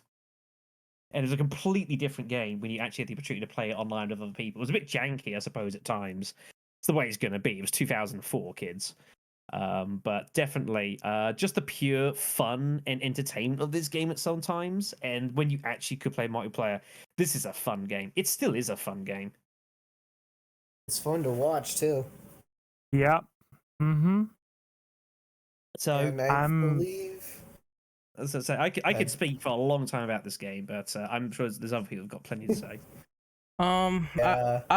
I'm trying not to say much because I know that we made an Outbreak podcast before, but I will say this is an intricate co-op game that Capcom has built that has so much layers to it, like in terms of how the characters operate with the classes and how everyone's different. Each scenario is different. The stages, harbor so much creativity. It's just such a good game, and I see why so many people want Outbreak to return, because when we played it for the channel, it was so much fun, but there is like shortcomings to the game. It can get a little cryptic when you're running through the environments and you're figuring out like, oh, where do I go? What do I do? The navigation is a little bit off, in my opinion, compared to like some of the other RE games where it's like a little bit more simplified to figure out. And it can be hard as well. There is difficulty spikes of RE Outbreak, and File 2 also has some of that as well. But I think the challenge is figuring out everything and how you approach the situation, because there are familiarity is definitely the biggest killer. 100%. Yeah, there are like those moments where it's like once you know how to go and where to go and what to do, it gets a little bit more easier from there. Yeah, the Outbreak is very weird. It's difficult. I think if you've because the thing with Outbreak, and I think it takes a lot of people by surprise and catches a lot of people off guard, the fact that the game doesn't stop. Nope. Which of course nowadays, you think of like your Dark Souls, Elden Ring, that sort of thing. In games like you have these in-game pause menus, but action still going on. We're kind of used to it. But again, this is 20 years ago. Especially Resident Evil. If you went to look at your menus, you went to a screen. You're on a screen, nothing happened. But all of a sudden, there's action all the time. There's stuff going on. You'll be aware of your surroundings. You've got very limited inventory space. You've got to try and cooperate with the other people around you because you just can't take everything with you. You've got 4 inventory spaces, which is nothing in the Resident Evil Outbreak. It's a gun, it's ammo, some health, and then what? And you can't beat the game by yourself, usually speaking. What is the level where then you get used to the game. Hmm? You kind of get used to your surroundings. If you're familiar with the controls, it gets easier. And then you turn up the difficulty, and suddenly the game can get very punishing. Very hard on Outbreak is brutal if you're not ready for it. So there is a lot of pain, a lot of shit hurts really, really hard, and then the game will make it more awkward because you can go through the chapters on easy difficulties, and there's a lot of additional stuff you can do to get hold of extra items and weapons and health. And by very hard, you've got to do those to get your key items in the first place. So you're forced from not being from having the option to do this extra stuff to you've got to do everything to even survive. What is the level? I got a question. Okay. I have a question though. Would you say or disagree to that the Outbreak games are like a pseudo Metroidvania type thing? But in the lines of your character can influence how the level can go, which I mean that's pretty obvious, right? Though, but would you agree that it's like a pseudo Metroidvania? In that, There's definite elements to it. I can see that. Below freezing point. Outbreak is funky because it has this kind of class-based sort of system, a pseudo class-based system, which it was very novel for its time. I think, and very very cool. This sort of thing, especially online. Again, nowadays we take it all for granted. You think of like Vermintide is like the great example of a class-based system. For a multiplayer game. And this isn't too far away from it. You've got your tankier characters, you've got your healers, you've got your damage dealers, you've got your item hunters, you've got your inventory people. And it's all about trying to combine that as best as you can to kind of give yourself the best chance of things. I've never really thought about it in regards to Metroid, but I can definitely see a bit of influence there, which makes sense. Yeah, below freezing point is when actually people can start to get left behind, and then you have like I forget what it's called, end of the road or whatever. The basically the chapter where you fight Nyx in File 2. Yeah, there's so many ways you can approach that level. Like you can just leave and not even fight it, or you could choose to fight it, or you could fight just the tyrant version and inject it with the daylight. Is it daylight virus? No. Daylight cure in decision, yes. Fighting Thanatos, stuff like that sort of thing. Okay. But yeah, just the overall options that you have in that level alone, it inspires different ways to go out and get skill points, because at the end of each level you are graded with your obvious grade A through F, I believe, and then you get your skill points for doing additional things, so that works. It's also S rank. Yeah. The scope of Resident Evil games I think is very admirable, and again the range of things you can do and the variety, especially when it came to File 2. File 2 definitely kind of, I think, expanded on the game a lot. And kind of, whereas in File 1 it was kind of the same experience whatever you did, and who you played as kind of modified it a bit. File 2 then went the direction of, right, we really want to like tailor your experience so only some people can kind of do certain things and make life a bit easier for you. It's much more apparent. There's stuff that only David can do in this level, or only Alyssa can do in this level, which wasn't as pertinent in File 1, but was kind of more required on File 2. So if you were stuck playing single player offline, of course your AI partners can't do any of that stuff, so you were kind of a bit punished for that, unfortunately, which is the way it goes. But definitely the scope of like all these different scenarios across Resident Evil, some of course inspired by other games of the series. Blue Freezing Point takes place in the Umbrella Labs of Resident Evil 2 before that ever happens. You've got obviously Desperate Times for File 2 taking place in the RPD while there was still some hope of the police holding out. And just watching things slowly unravel there. There were so many cool influences, I think, derived for the series. And even some of the original scenarios, decisions in the Umbrella University, Raccoon University, to say, very, very cool. End of the Roads are very awesome. Even like some levels in File 2, kind of revisiting areas you'd previously visited in the first game as well, and kind of like remaking of those and retelling. It's very, very cool stuff. Mm-hmm. Not to mention I have to ask. Oh, go ahead. I was just saying, not to mention the hive that takes place in the Umbrella Hospital that you go to as Carlos in 3, as another example. Yeah. Which for me holds the record as probably one of the hardest levels of the game, but I know that probably won't be for all of you. I hate the leash guy. Until you understand how it works, it's not so bad. But as for a beginner, when you first play the game, the hive is brutal. Yeah, is that the one with the leash guy like walking around? Because we had no idea. We had no idea how to kill him at all. Yeah, no. If I was there, I would have told you. It's unfortunately there's it's a very poorly worded and directed puzzle that you have to solve involving the Carmine code, which you probably found the file for, but probably had no idea what you were meant to do with it.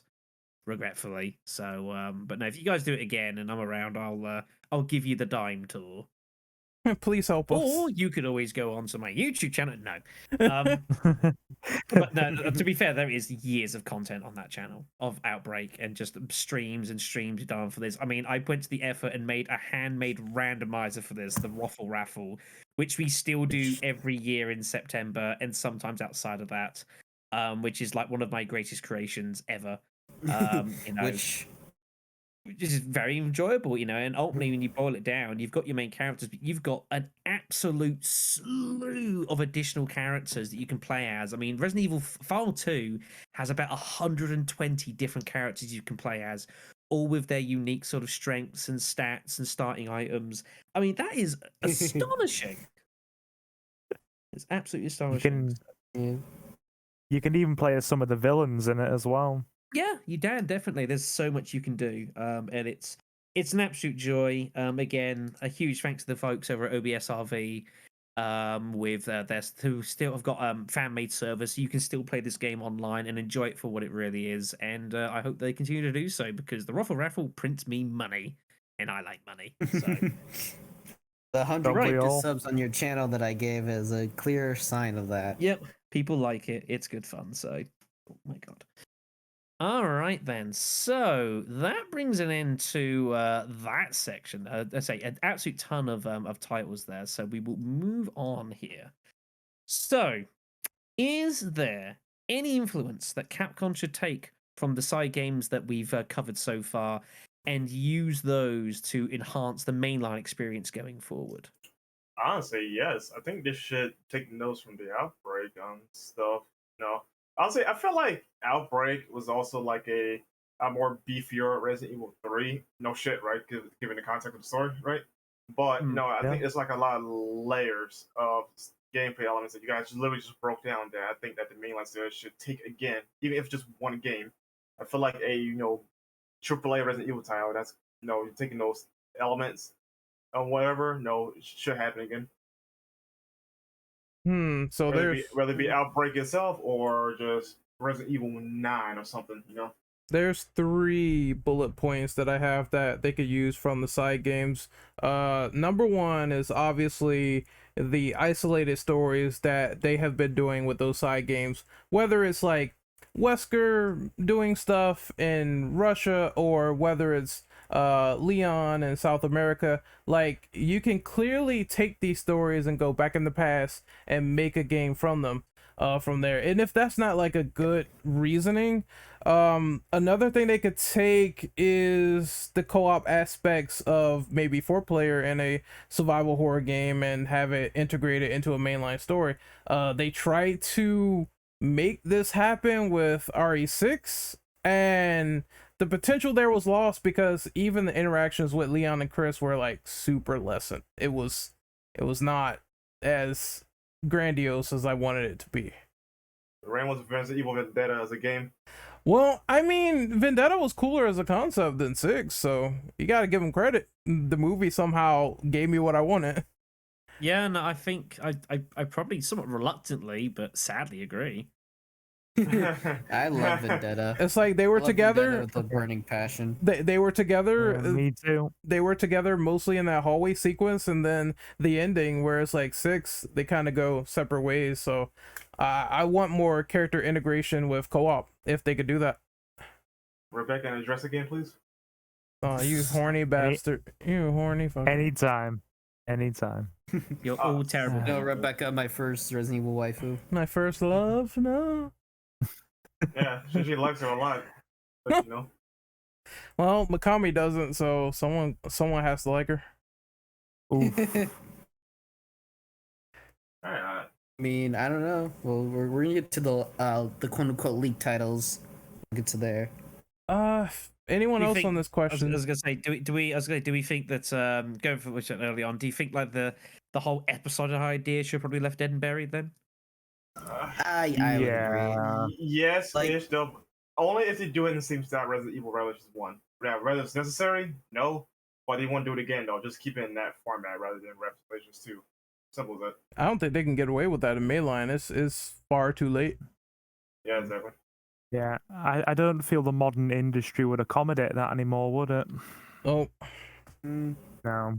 not really. So probably it's better to just leave it where it is. oh, Yeah, like I had one more idea before you go, Austin. Yeah. The idea of playing with the bad guys. Can I get that? Can I get a?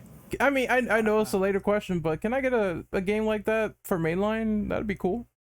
Can we get like a I Wesker wouldn't game? mind. Dude, Yes, please. the stuff from RE0, and I know it's not like a side game, it's actually canon, but the Wesker mode, if they implemented like Wesker's abilities from like 5 into like some kind of action game where you're like going around and doing jaguar kicks and scissor kicks and basically punching people into the stratosphere, that'd be awesome. Like I don't see why they won't do that, because once again, Wesker has powers. It'll be fun. Just pick a plot where it's like he's not dead, but sometime in the past, and there you go. I think you will find that it's actually, you are having to do this. You've clearly forgotten about Jack's 55th birthday for Resident Evil 7. I have never played it, so I can't say. Oh, you're missing a lot of entertainment. It's so wacky and absurd, but it's actually kind of fun. It's the Some aesthetic strategic and idea behind the it, too. aesthetic of 55th birthday is like gratuitously outrageous, and it's great for it. That- Should really give it.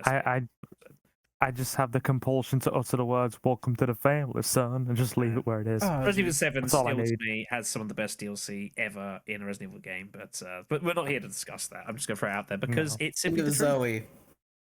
There's Zoe, Yeah. there's so much cool shit. There's so many cool things. So, but anyways, 7 was excellent. I Go agree. Baker, man. all right then. So we've talked plenty about the side games available on the on various systems to try with ourselves and maybe a couple of friends. But we must talk about multiplayer, in particular stuff that involves a lot of PvP and that sort of thing. There are not as many of them, admittedly, probably for the best, given Capcom's track record on the lot, but we will run through those as well. So we're going to start off with one that hasn't even happened yet, I believe, to this point. We're still waiting for a precise release date, if it ever comes out, and that is the world of Resident Evil Reverse. I might add, it's almost been a year since Village came out, and we still have this game. Why So, are they even it's- trying? Like, It's probably being reworked and completely changed So, from the ground up. reverse to rework. Gotcha. change the Pretty name. much. Yeah. Cunning, cunning. Like, I- honestly, Hmm. go ahead.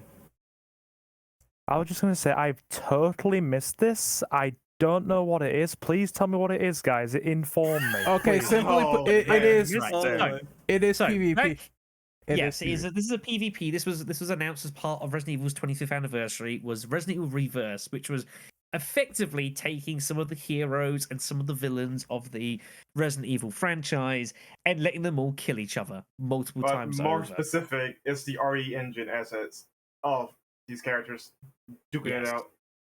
Now, this game, I Okay. believe, was yes, it was initially announced it was going to be released alongside or maybe slightly before Resident Evil Village. This was then delayed to July of last year.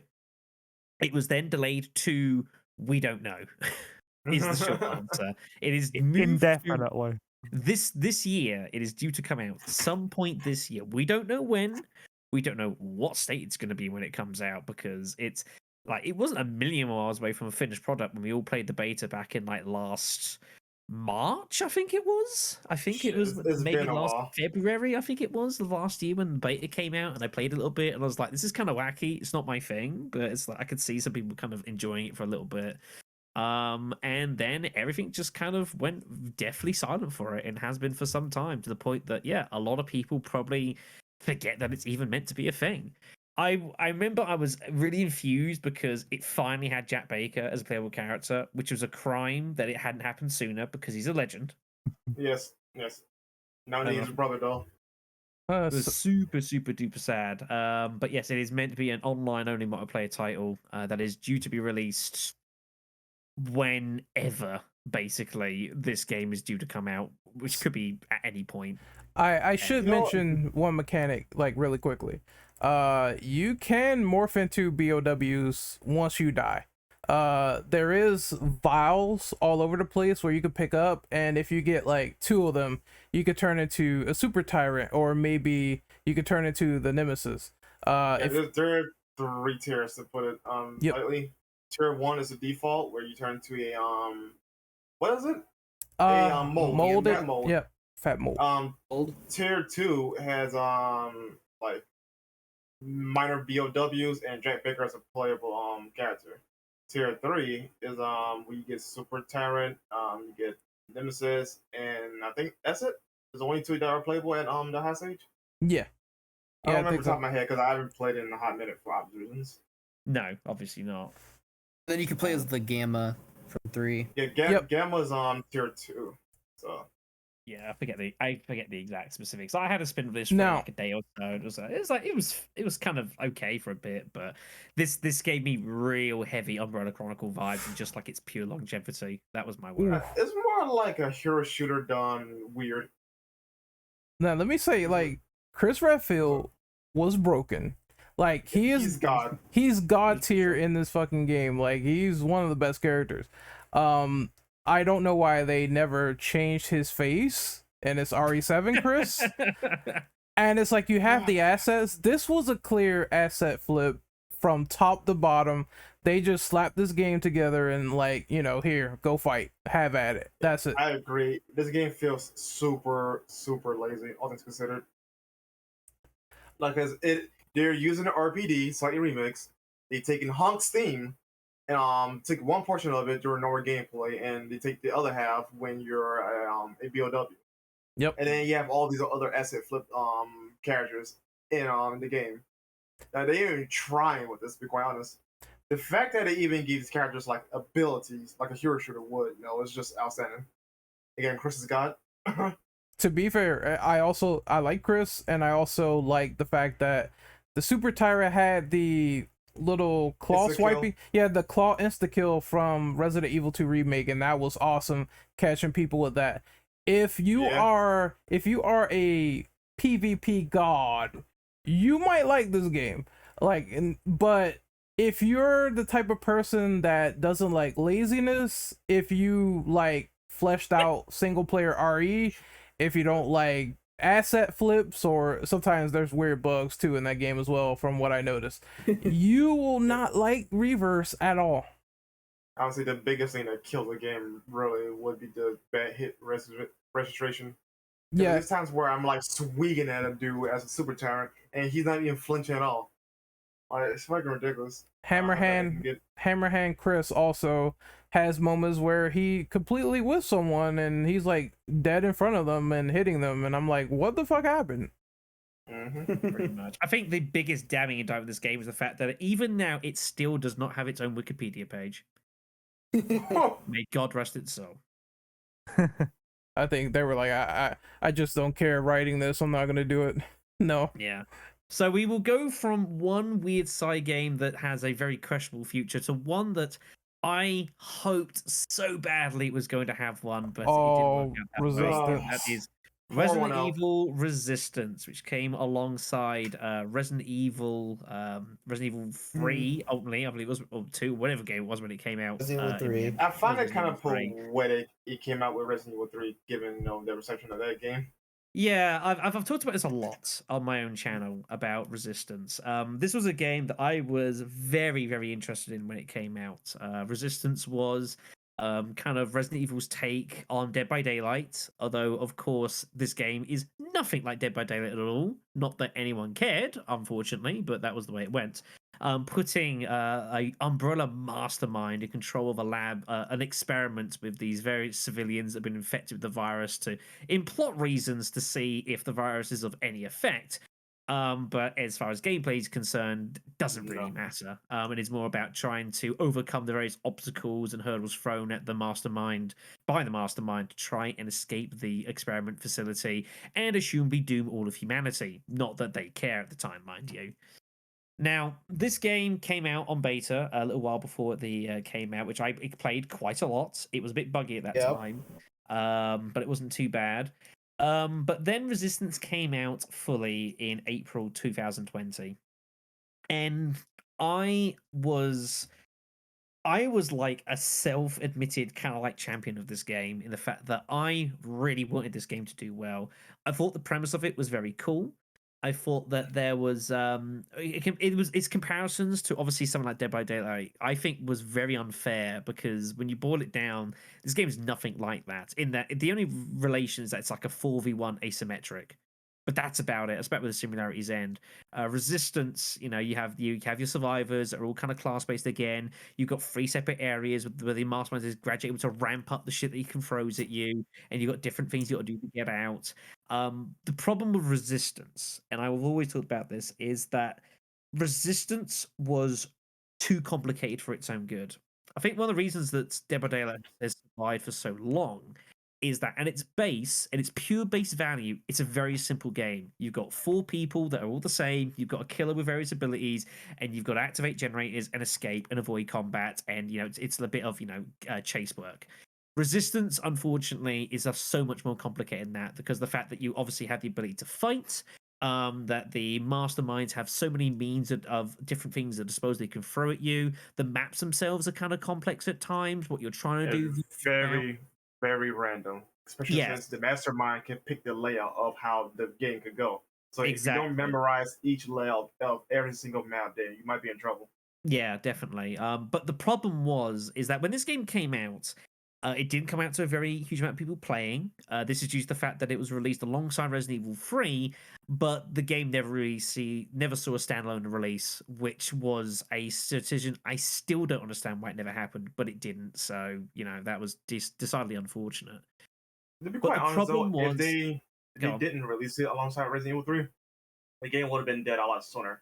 Because at least it was a surefire thing that at least somebody would try to pick it up. Releasing along with Resident Evil 3 and having it free that game, I thought there was nothing wrong with that. It got more people giving it a spin, and I thought it was a great idea. But the game needed a follow-up release on its own. And Neobards, they put in a fair amount of effort in trying to get this game into as good a state as they could. The problem was, I think ultimately they were kind of sort of sold down the road by Capcom a little bit. Because the problem was because this game at its core, it was actually a really, really complex game. Is the fact that the moment you try to make any kind of changes, or should we say additions to the game, balance was impossible. Exactly. And this was the problem when the first DLC came out that introduced first proper DLC that came out which introduced Jill, which was great, and Nikolai and his guns, which wasn't so great. No, I think Jill was honestly worse though because she brought on the idea of infinite rocket launcher between her and one of the other females though. I don't remember. I think so. Well, Becca always had the ability to have for a short time infinite weapon and firepower, which I had voiced in the first week and said, this is a problem. No one sees it's a problem, but give it 3 weeks, 4 weeks, and people are going to start realizing this is a real problem. They got to do something about it. And lo and behold, that's exactly what happened. Yeah, exactly. I did a really good job of predicting the lifespan and what happened with Resistance. Jill kind of made it a bit more obvious, I suppose, because it was kind of integrated into the abilities. But yeah, the problem on my end, because I played Survival a lot, was when Nikolai came in and had these guns and went very gun heavy, and suddenly that was just the meta, and all you did was you spawn guns and you shot people, and that was it, and you couldn't really do much about it, and it became pretty not very fun, unfortunately. But no, I enjoyed my time in Resistance. I put in a lot of effort into that game.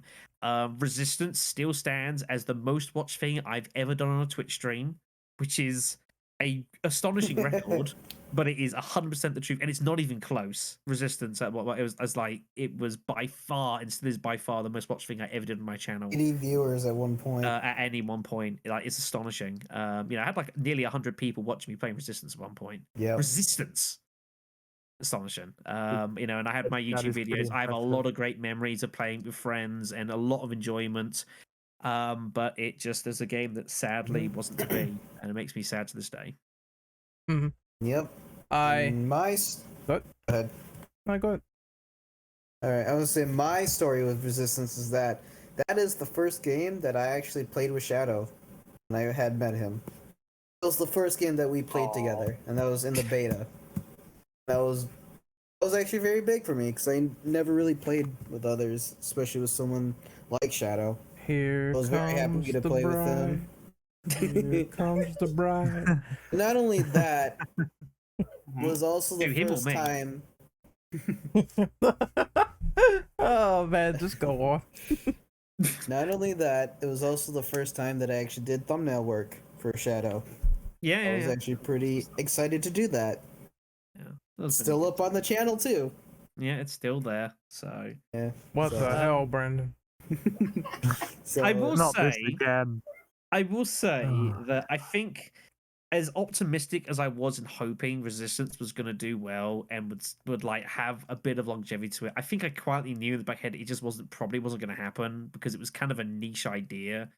And there's a lot of things that worried about it. And the sad thing is as well is, and I talked about this a lot when the game came out. With a lot of these sort of games, is that they're at their worst state when the game first comes out, which is the problem. After 3 months and a few changes here and there, Resistance was at a state where it was actually a pretty decent game. They had blocked the ability for masterminds to just rush your spawn areas because that was really frustrating. And there was still some kind of broken builds, but there was always generally something you could counterplay with.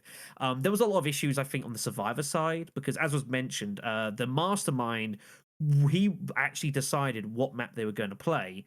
And the problem you had with that is that because they knew what map they were going to play, is that they could tailor the map and their deck and their build to something really, really specific.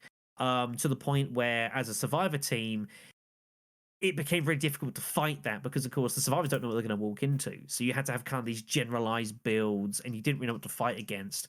Because if you went to kind of like go with a very kind of fight enemy sort of specific build as a team, and suddenly you're playing against Nikolai, just shoot the hell out of you, you're fucked, and you're just going to Yep. lose. And that was, I think, one of the things that was a problem. That's why you always had a Martin who could disable mines, blind bosses.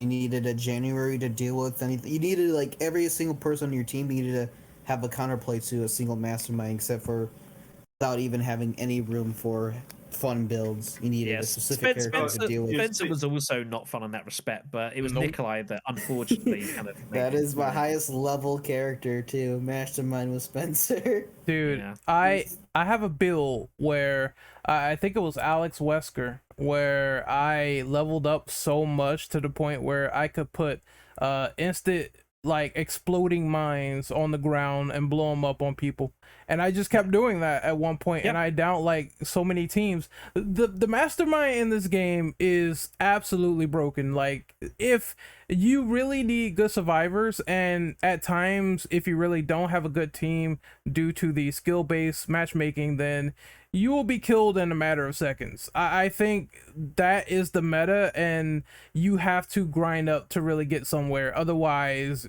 you're going to die immediately fast. That probably will throw off newcomers because they don't want to sit there and grind. They want to just have a fun multiplayer experience at any level and see if they could get through. Once Nikolai spawns with guns, or if his nemesis is like buffed up, then he's going to beat you up, and there's nothing you can do about it. I'm more terrified of Mr. X, honestly. Yeah, they were all dangerous. They all had their own problems. Birkin, in the hands of a good player, was very, very dangerous as well. But no, you make a good point, actually. This is something I experiment with. The problem with Resistance, another issue that ultimately came of it, which I feared was going to happen, is that it very became a game of stomp or be stomped. There was very few games after about 6 to 8 weeks that were balanced. In the first 4 weeks, there was a lot of games that were very ebb and flow, where one side had an advantage and then kind of the other side kind of pulled it back, and they were very competitive.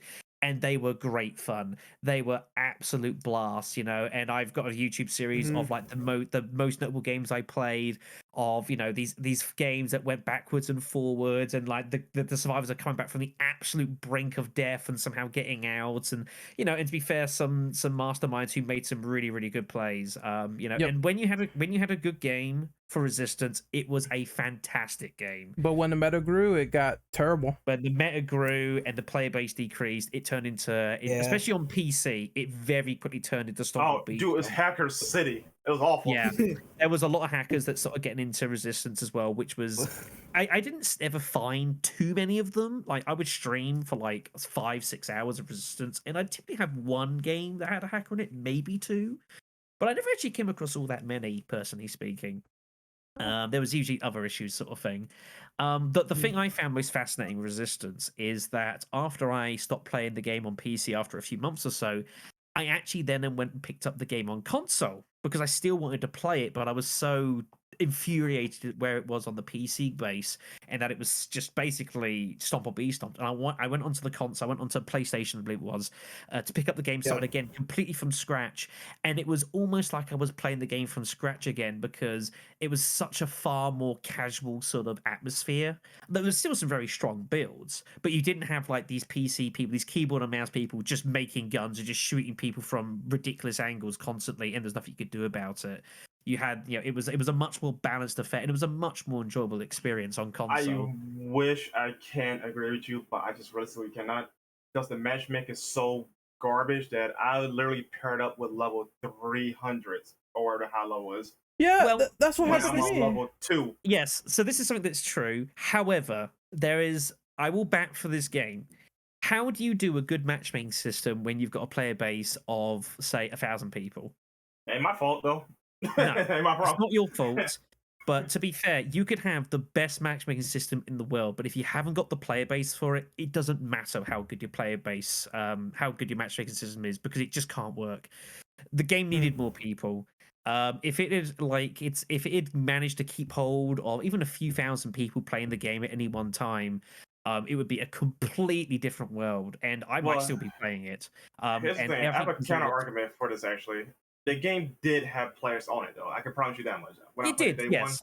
But the It problem is though, like the shortcomings of the game killed it itself, right? The matchmaking was yeah, part of I the mean problem. the PC That's what the was balance. PC was kind of, it didn't do at all well. On console, it had a decent player base for a fair while, and I think persisted for a bit.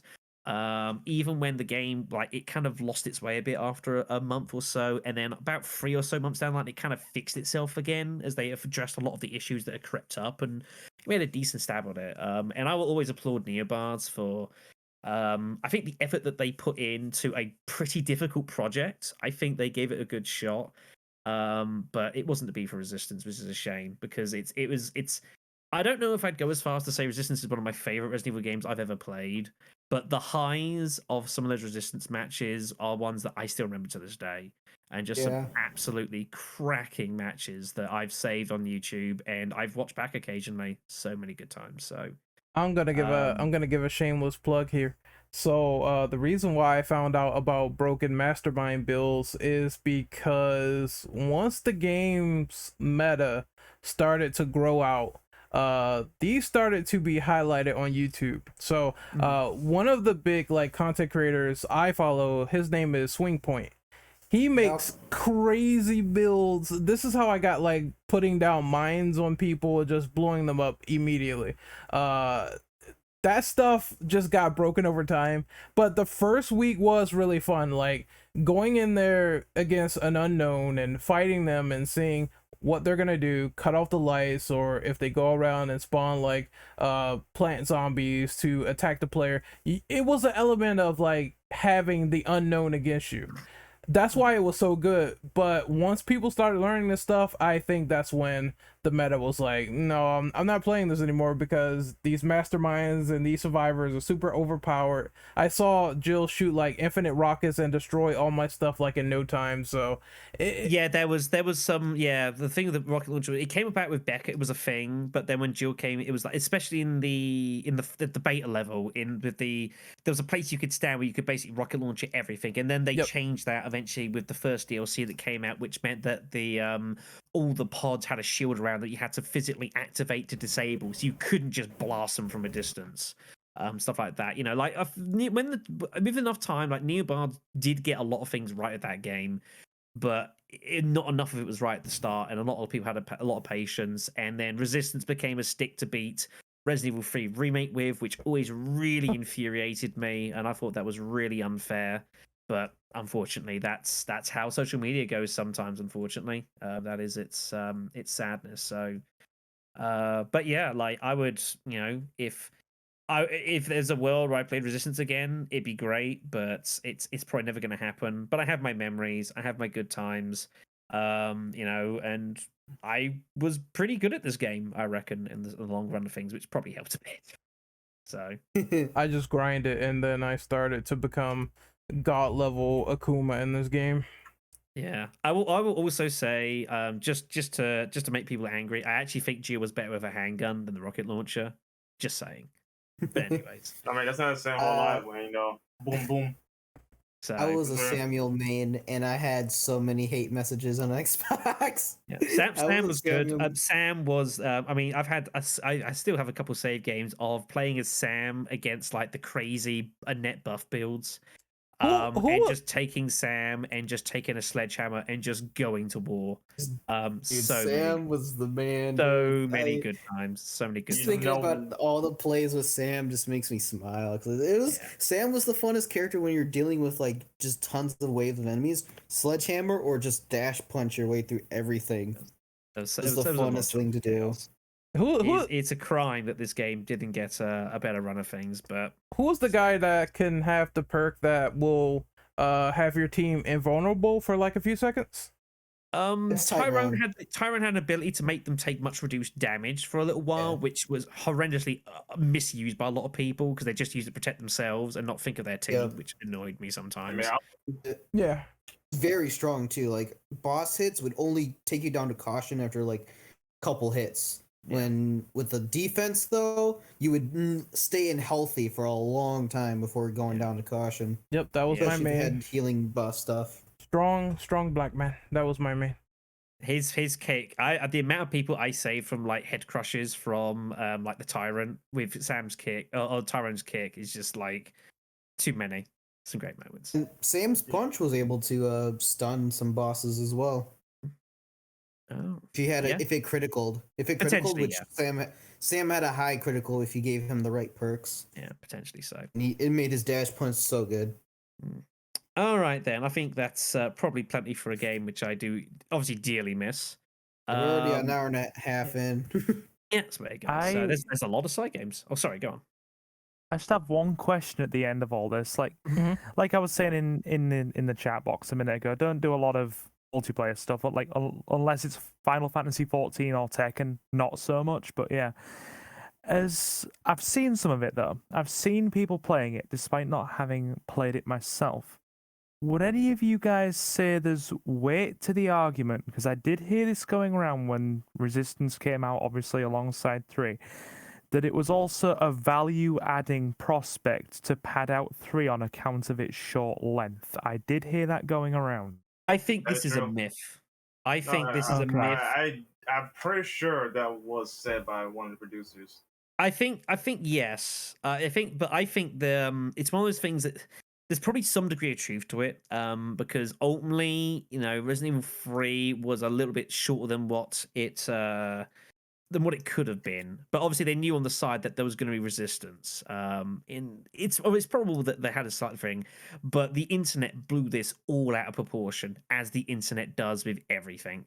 And that's the only thing I would say for it. There's probably a bit of a truth to it, but in nowhere to the extent that the internet would make you believe. Who, of course, told you that Resident Evil 3 Remake was the worst Resident Evil game in history. Oh I no, hate no. you people. There's Now, worse REs. I was like, this It- goes it two is- ways. It could go for the way of like they did it to add value to Resident Evil 3 to justify the $60 price tag, or they knew that the game was gonna be dead on arrival because people didn't like that like the announcement of Project Resistance when it was a thing. Yeah. So they just said, let's just add into Resident Evil 3 and then call it a day. Yeah, There's definitely, I think both stories are honestly kind of true. there was also a third story, which was, remember when people initially thought this was a new Outbreak game? And then as gameplay came out, they started to get disappointed. That also happened in the middle of it, where that mistake sort of led to more hate on that game, which I remember all of this. People Yeah. say, just make Outbreak File 3. I'm like, well, I don't know if they're ever going to do Outbreak File 3. This is probably as close as you're going to get. But, and then then of course people said, oh, it's not Outbreak 3. I'm not going to play this game. And I'm like, for goodness sakes, kids. Like, freaking grow up. This isn't necessarily what you want, but can still be a fairly solid title, and it could still be a lot of fun, which it was, I think, for the most part. So, but yeah, I remember that there was like, just make Outbreak File 3. It's not like they haven't been saying that, for years. But I think I don't know, I think we're at the point now that obviously if they're going to do Outfile 3, they're probably either already doing it or they're not doing it at all. We'll talk about this later. I don't know. Yes. One less notice though. Capcom is also to fault for this though, because we've seen the same situation again with Dino Crisis though. But I'm gonna leave that alone, right? When you see so many leaks and domain stuff involving Resident Evil Outbreak though, that generally speaking will point to a sign of that particular IP is gonna come back, right? So when we got this I want to call it bait and switch, right? Because just know you would have known. I can understand the frustration that fans have, because we've been asking for this for years. Like, give us Outbreak again, give us Outbreak File 3 or whatever you want, right? And yet they keep on giving us this minutia, So I can't just say no, it's fake outrage. Like it's being said here though. I understand the frustration, because I think people can take it out the wrong way. Yeah, I think. And I think I will certainly. Sorry. I will certainly come to bat just quickly and say, despite my gripes, which I did mention during our Resident Evil 3 podcast, 3 Remake is not the worst Resident Evil game by a country mile, and people with that opinion need to stop. Yeah, I couldn't bring myself to watch any of these videos because it was just seeing some people saying and suggesting that it's just like they have no idea what they're talking about. I have played Gaiden. It is not as bad. Yeah, I think just the release windows and just how everything correlates together. And I read a leaked Capcom document about how they even thought of calling this Project Outbreakers, which would have been worse if they called it that, because then people would have definitely said, is this Outbreak or not? Like, what's with the name before they changed it to Project Resistance? Yeah, there's definitely it gives an expectation, and it's nothing like Outbreak. It was quite a unique little IP, if anything. There's very few games that are very much like Resistance, so there was a novelty to that. So, but people are going to draw comparisons because they can, whether they're correct or not. So, well. I mean, honestly, it happens. So, whether we like it or not, though, comparisons going to happen. The internet is a terrible place. That's all I can say. So moving swiftly on. Moving on. Let's get it after that topic of discussion. So next thing we'll talk about is just a quick glimpse into sort of little multiplayer side games that a lot of the mainline titles had. So the likes of Resident Evil Mercenaries, Survivors, Raid Mode, all the modes available in Resident Evil 6, which there's too many realistically probably to count. Have been delved upon. Obviously, Mercenaries made a sort of semi-quasi return in Resident Evil Village as well. Stuff like that. Any particular thoughts on those sort of things? Things that stand out for you that you remember? Agent Hunt, it always gets talked to me about as people that really enjoyed it, but I was too late to the party, so never got a chance to give a spin with it, for example. Okay, real quick. I'll make this simple and quick. The only ones that are worth a damn is Mercenaries and Raid Mode. I don't give a shit about the other ones because I think it sucks, especially given that they're our Resident Evil 6. Now, I'd rather play in a different game, so I don't have high favorable game those game modes. But yeah, it's either Raid Mode or Mercenaries, and I really don't give a shit about everything else from that list. Okay, so I play Survivors, and for what it was in RE5, I am one who enjoyed it. I do think there is better PvP games out there in terms of multiplayer, and the stop and pop in Resident Evil 5 for fighting other players was a bit cancer, but overall, I mean, I got my trophy for that. I got my platinum, so I'm quite happy about getting the 100%. I liked Mercenaries. I like Raid Mode. Onslaught was cool where you could send the enemies on the other side, but I can understand that's like a novelty mode, so it's not gonna like last long or anything. It's not like it's something super competitive. And Predator was dope. Like chasing people as the Ustanok was cool. I just feel like Mercenaries is the one that's like a cut above for making competitive, because it was cool when it was in Resident Evil 4 and then they took it and then they put in co-op so you could play with like your friend and fight against the environment, and that appeal was so lasting that they kept updating it over and over. So we had Mercenaries Reunion, we had I remember it was in RE3 as well, but they changed the entire meta for it was RE4. Completely different concept. They revamped it for 4 and just went to the races with it. It's what we know it today, basically. And then 5 was like, they are taking this from 4 and they're amping it up and putting in, you know, you can play with your partners and everything else. So I think that was awesome, that they decided to have that long-term meta game.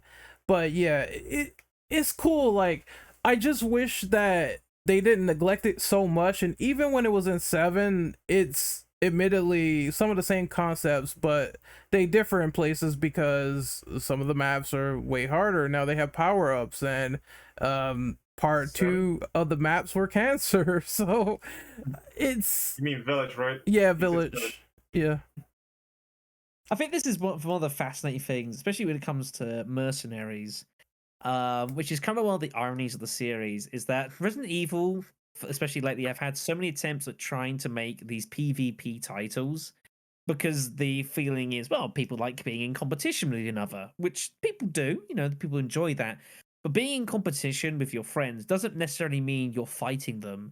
It can happily mean that you're co-oping against the environment and just trying to outdo one another and outpace one another, or set the highest score or whatever else. I think this is where Mercenaries is so just hit every sort of mark, because it was fun. You know, if you wanted to just do it just to beat the shit out of the undead, it was great. But if you wanted to like challenge yourself to get a better score than your friends and all kind of like say, oh, I'm the best at this stage, then you had that as well. You know, it didn't have to be about, you know, you both being in the same map and actually trying to kill each other, because Resident Evil has demonstrated on many occasions that it's pretty terrible at actually trying to do that in a way that's generally enjoyable. Its strengths is when like people can be kind of like competitive with each other, but are still on the same side and still trying to go for the same common goal. Yeah, like And I agree with that. Mercenaries It, is definitely where I think it's shown that, and it's survived for years. like if they ever go for another competitive thing though, like involving mercenaries though, it should be just like, okay, get a higher score or get more kills, whatever category than your friend, and then move on, right? Instead of just doing like what they're doing with the other PvP titles, because honestly they cannot make a balanced RE title. No, they've proven time again they can't do there's, it. there's a reason when they brought back Mercenaries in RE4 and they totally revamped it and changed it from the ground up, that it hit and that people enjoyed it. And then Resident Evil 5 came and they kind of tweaked it a little bit, and then they brought on cooperative mode for it. And then you had like Mercenaries Reunion, where you had all these crazy characters coming in that some of them were admittedly horrendously overpowered, but no one cares because you didn't have a good time. You know, He's OP. he just has great entertainment. And then Mercenaries 3D came along, which allow you to do the same sort of thing. Again, you can have a competition and try and beat the other person's scores, but then you had the opportunity to do it with other characters in these maps, sort of things, and it all just kind of goes in the same thing. Mercenaries like really hit a stride and was really really popular, and that was in spite of the fact that you didn't have to fight your friends, you know. And generally, when they've done that's been the case, you know, with Agent Hunt and Survivors and whatnot, that they've kind of been really hit and miss. Agent Hunt is just so bad, but well, I can't complain about it too much because I did kill some dumb players, some dumb Leons. I just picked a dog and mauled on them a little bit. So that was entertaining, but it wore off fast. I did like when they did team survivors and team slayers, which is like basically competitive mercenaries or competitive survivors where you're fighting against all the other players.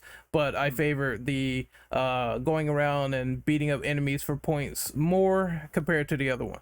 That being said, it's like Brandon said, they cannot do balanced PvP because I've seen infinite rockets in RE5 as well, so I'm like, well, what am I supposed to do with this?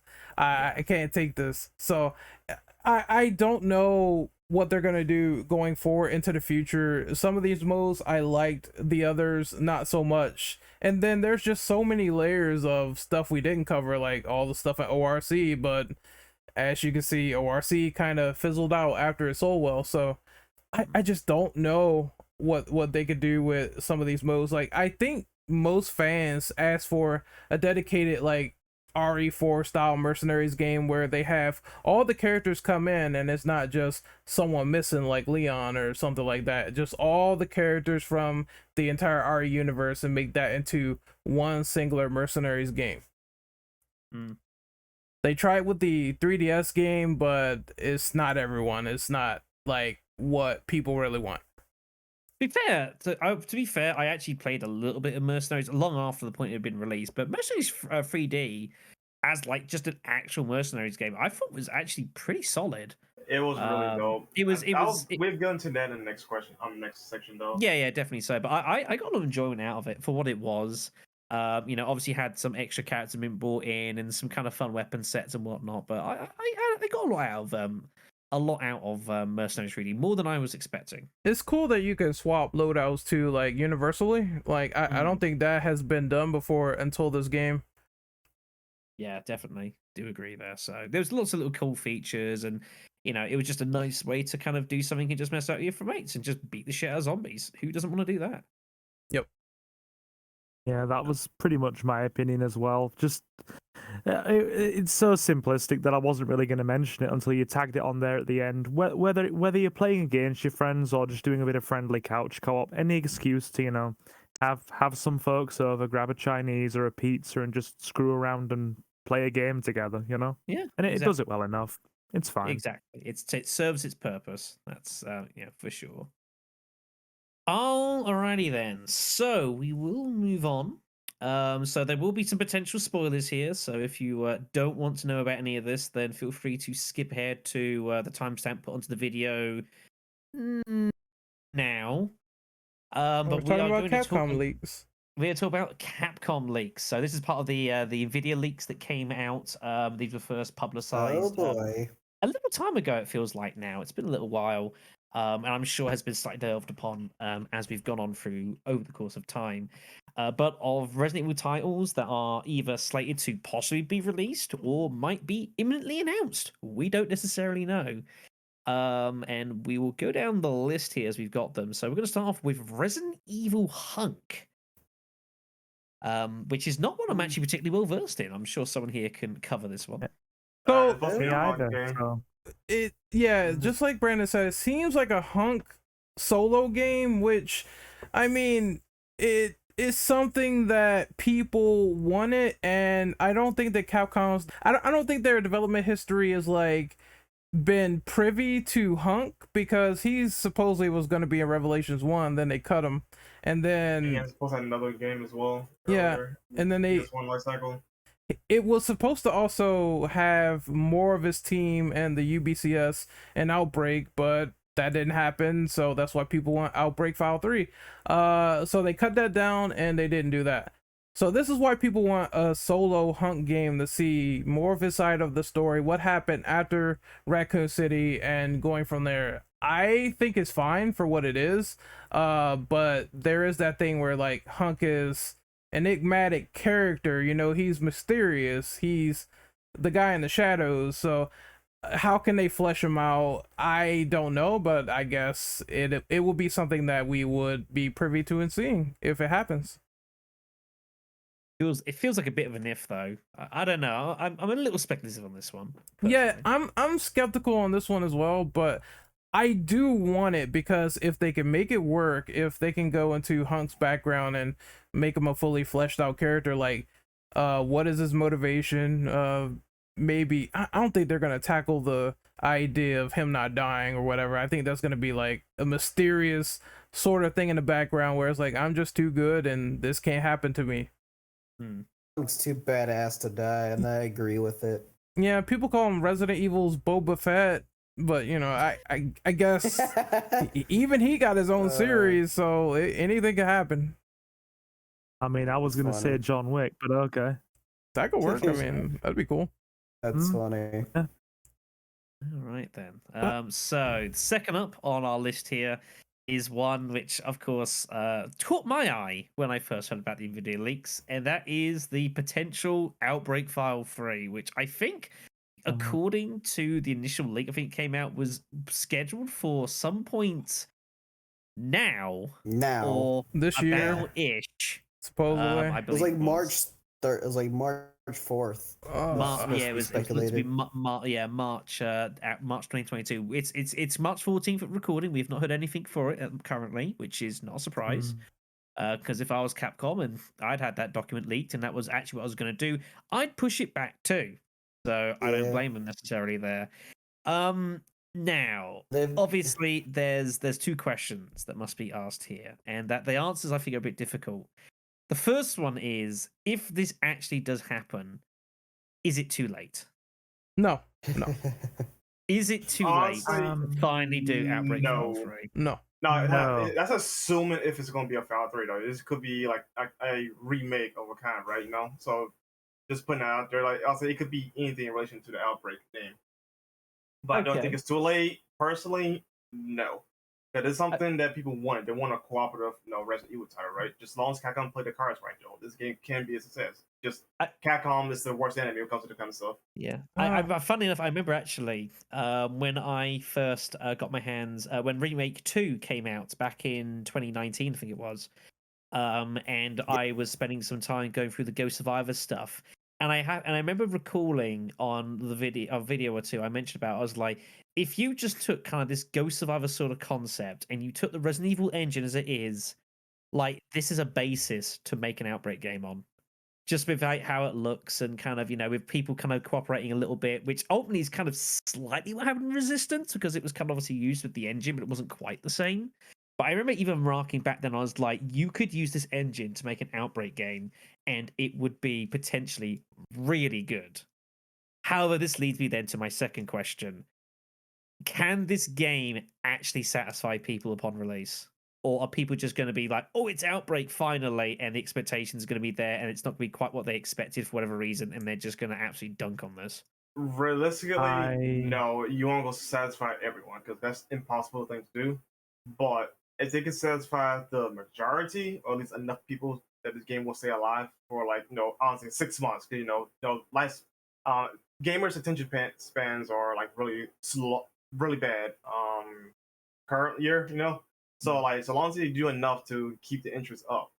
No, The problem is I've got though is I don't necessarily know what, like, we say obviously it's satisfied most people, but I'm not even sure what most people actually want from Outbreak now. As weird as the questions that might seem, like, I mean, we say, oh, just make Outbreak File 1 and File 2 sort of style, but it's not quite that simple nowadays. No, it's not. That's. I don't think that if you were to release this, say for example that you just said Outbreak 1, Outbreak File 2 style, right? Yeah.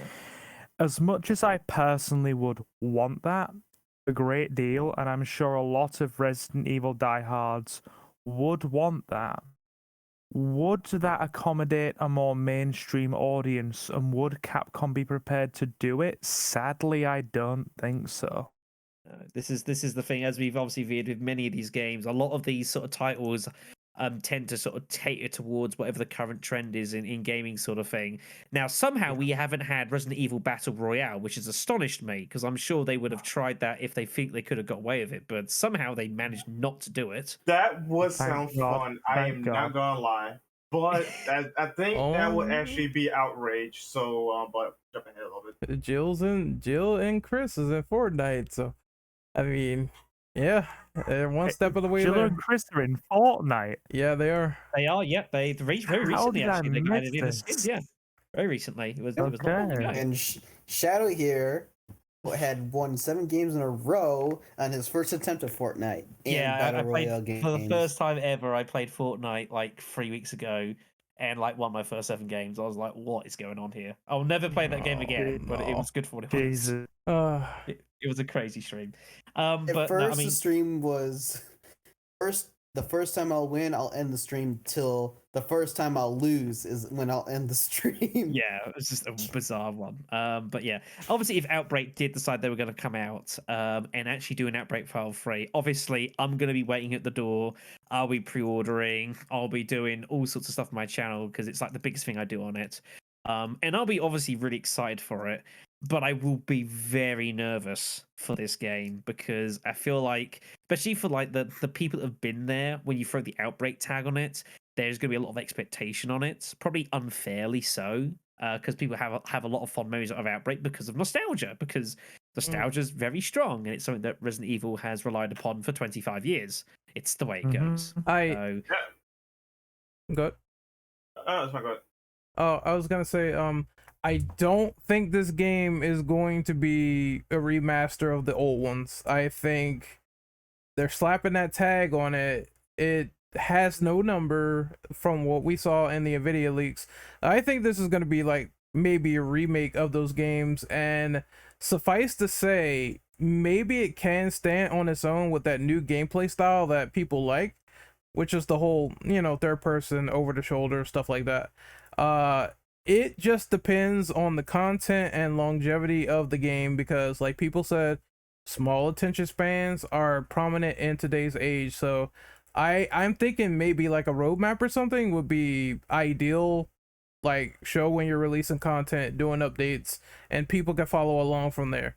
It's just Resistance did also have a roadmap, and you see how it turned out. well, yeah, but Outbreak like has a lot more positive fanfare behind it compared to Resistance, whereas like some people, as soon as they saw that first trailer, they were like, "I'm getting my bat out. I'm not dealing with this." All I say is that they just need a lot of content at launch, and then have their roadmap as well. That's the key thing though. Day one is definitely gonna be the most important factor of keeping players in.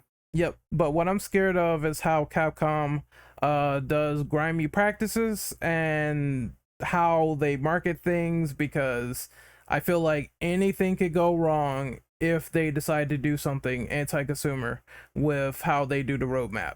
Like if they say, "Hey, this is going to be episodic," already I could tell people are not going to like that. But they could do it. Capcom is their worst enemy though. It's like simple as that. Yeah.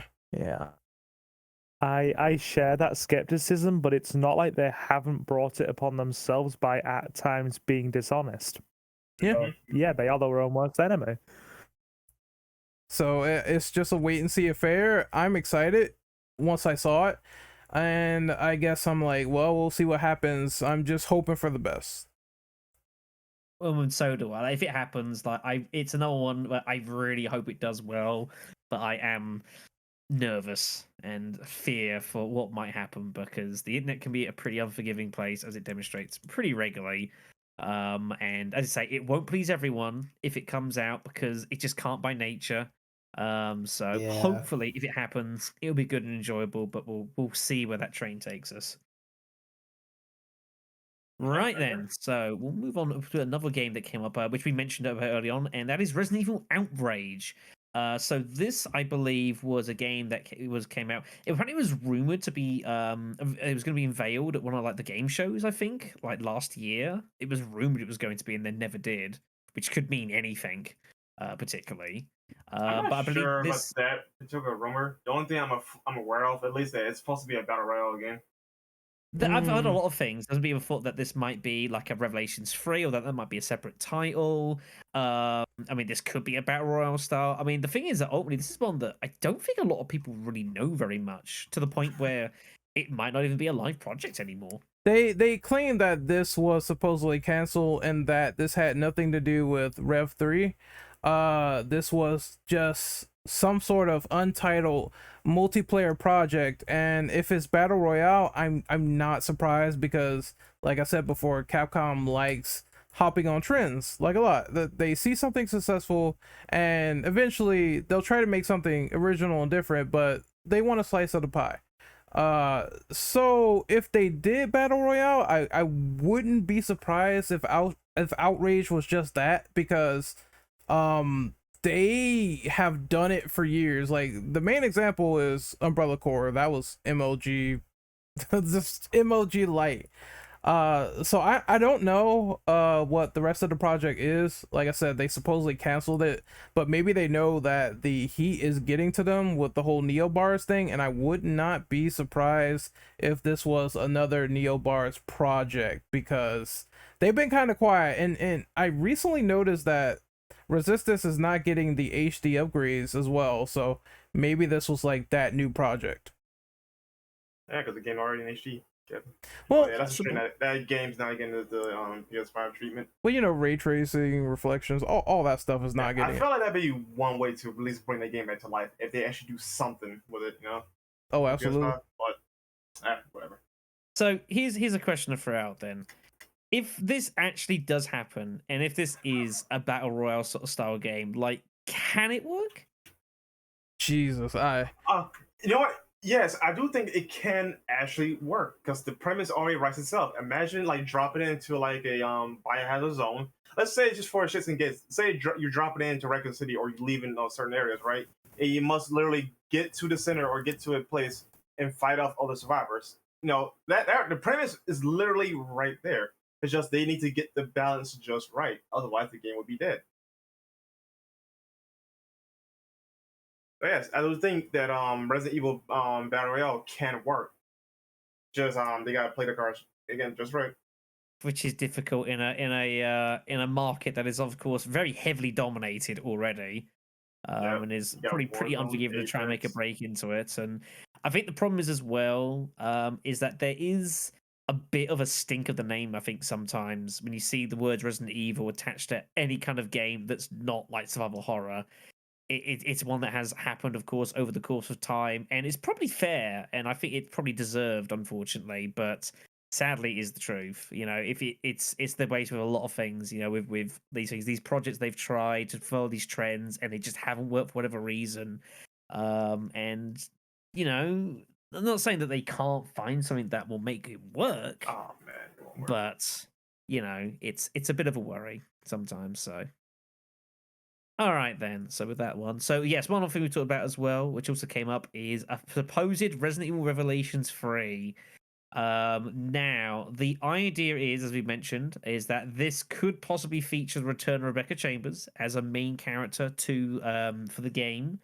Perhaps the idea like she's trying to find like a cure to a virus or whatever else, and there's all sorts of things going on. Thoughts? That would be a great way to bring her back in Billy, but Oh, everything. damn it! Shadow's not gonna like that, but that would be. And you know what? The moment that Billy comes back, I'm just gonna rub it in Shadow's face to the day I die. I mean, you can't even get my name right, so. I'm sorry, what was that, Black Rock? So Black Rock? I've got no issues with Rebecca, to be fair. Like I've always felt Rebecca is like there's a lot of opportunities to do kind of cool stuff with her. When she came back in the movie, I thought it was a nice touch because I think she's someone that can very easily sort of fill in that kind of like sort of side cameo role, and whatever else. And I think she's a likable character on the whole thing. Having her like possibly leading a Revelations title, I'm not saying no to that. I think it No. might be. I could definitely see it being a potential selling point. I could see it working. I gotta ask though, do you guys think that she can actually carry Resident Evil title? Because I know Zero's like the hit or miss game though, but in my opinion though, I don't think she can carry a mental like that.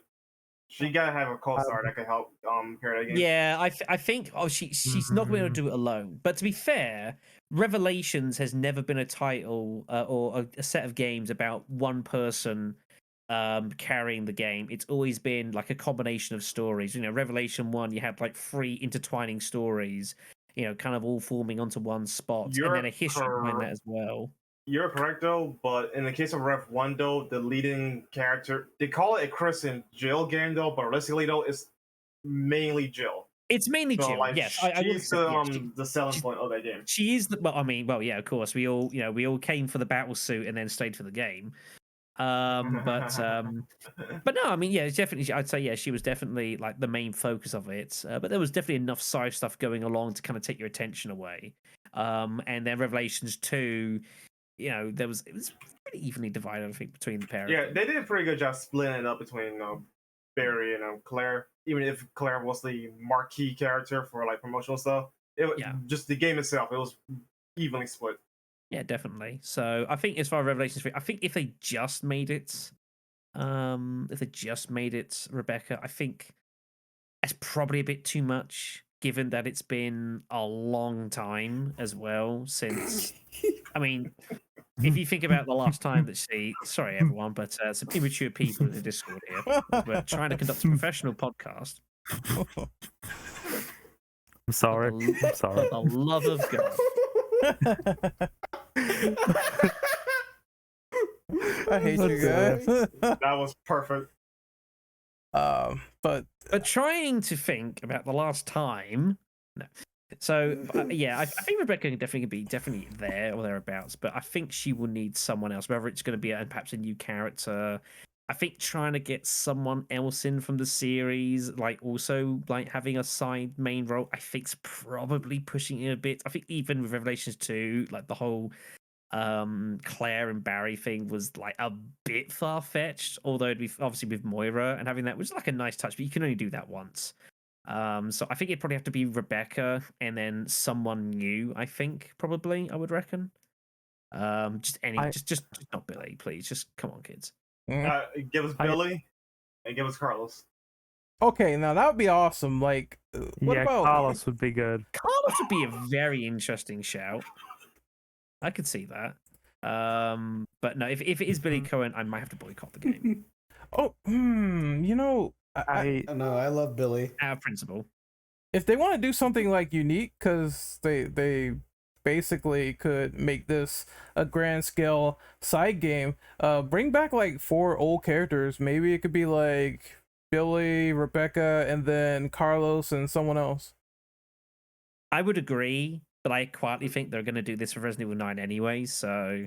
Oh yeah, the whole... We'll talk about that most of the time. The whole cavalcade of characters. Yeah, I've got my theory. I called my shot on what I think Resident Evil 9 is going to be when we did the Resident Evil 8 podcast, and I stick to it. I will be vindicated. I have one more theory, just one more quick one.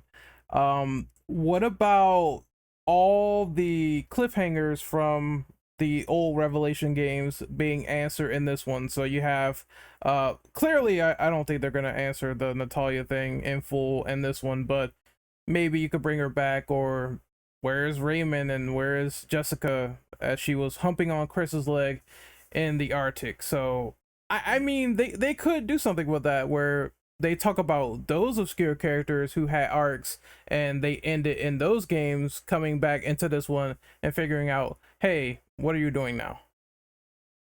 I would like to see that, to be honest, because as somebody who had a more recent replay of this at like I said, the back end of last year after Resident Evil Village, the first one especially, I watched the situation with Jessica and I thought there's a reasonable... Oh, for God's sake. Sorry, chat. Let me just compose myself. Oh, for God's sake. I'd like Sorry, to know guys. that the subconscious is glaring at you intently. Okay. Somebody tell me where the hell I was 5 seconds ago, please. I'm sorry, what? Exactly. I've lost it completely. Resident Evil plot lines. Revelations. Yes, Revelations plot lines. Thank you. Right. The whole thing with Jessica, where she was pretty much working for a shadowy organization, and it wasn't really directly noted what she was doing, but she definitely had some vested interest and double dealings going on. Would honestly like to see that answered, because it's kind of dropped. It's not picked up again in any way in Revelations 2. Like, those two elements do not connect again between the two games. So I would like to see it. But the big question is, would Capcom actually do what a lot of us would want them to do and take the time to connect all of these elements together? And I don't know. I think a gamble. I was just going to say, with Capcom's track record, I'm not confident. Last time I'm sorry, real quick. The last time they actually put a open shut case on a plot point was Resident Evil 5. You know how long ago that was? Yeah. So yeah, I don't think current Capcom would do that. It's a tough one. I don't think the plot points left over for Revelations 1 will ever be addressed, ever. I don't expect that. I would be shocked if they did, and I actually don't think it'd be a good idea if they did, because it's been so damn long. But definitely when it comes to Revelations 2, like in the Moira not the Moira thing, but the Natalia thing, probably I think somewhere this should be brought up, because it's a pretty enormous thing to just leave hanging. You could class like the for Revelations 1 stuff is just black market nonsense, whatever else it can be forgotten about, but like the ticking time bomb that is Natalia Burton is like, that's fucking enormous. It is a huge one. Yeah, it's absolutely enormous, and just nothing happening of it is kind of a bit complicated. So hey ho. You know, But yeah, we'll see. We'll see what comes of Revelations 3. Yeah, I'd like it. I'd like to see it. I think it could be a lot of fun if it does. So we'll see how we go. yeah. Yeah. All right then. So one last question before we end ourselves here. Oh, wait, what? Who, what, where, when? Hey, in ourselves, man. Hold on. Trust words. Go jump on a dildo, boss. Okay. Oh, So, is there a character, scenario, or an idea that the devs should cover with any of side games or side content going forward? And for that matter, why have we not heard anything about the Village DLC yet? Oh, I think that's coming, but I That's probably a good never place have- to start. it's a very good place to start, actually. All jokes aside. What's the character? I think Well, it's you know what? a They could. huge. I would say they could actually do another Chronicles games and maybe cover, like, say, Resident Evil 5, 6 in their own redux way, but give us, like, returning characters. I'm sorry, old characters to return. Like, say, I don't know, give us a Carlos scenario where he teams up with someone else or solo. Shit, I don't know, get something with Ada finally again, because we haven't had her solo adventure since Umbrella Chronicles. Oh yeah, you're right about that. No Yeah, she's Ada. not been around. Umbrella, Ada's campaign in Umbrella is actually really cool, even though it's a bit hard. Actually, you know what? Resident Evil 7 would be fun in a Chronicle style game. Just travel through the house in Unreal style. That wouldn't- could be fun. That's some House of the Dead levels too. Yeah. It's Oh, atmospheric. something they would Mhm. never do. Bring back Oh. Ark Thompson. Good job. Yes, please. No, bring back Bruce and the other chicken Dead Aim, man. Like, that'd be great. This is Right, ideas am- they would never do. No, You're this right, is- man, this 'cause is we're just smart. platform. Who knows? Shit. There's probably more I don't characters know. we're Just- forgetting. You just said bring back Bruce. Bring back the Outbreak my cast. instant response. Yes. Yes. Dear me. I actually quietly think we might actually see Ada in Resident Evil 9. I think this is not impossible.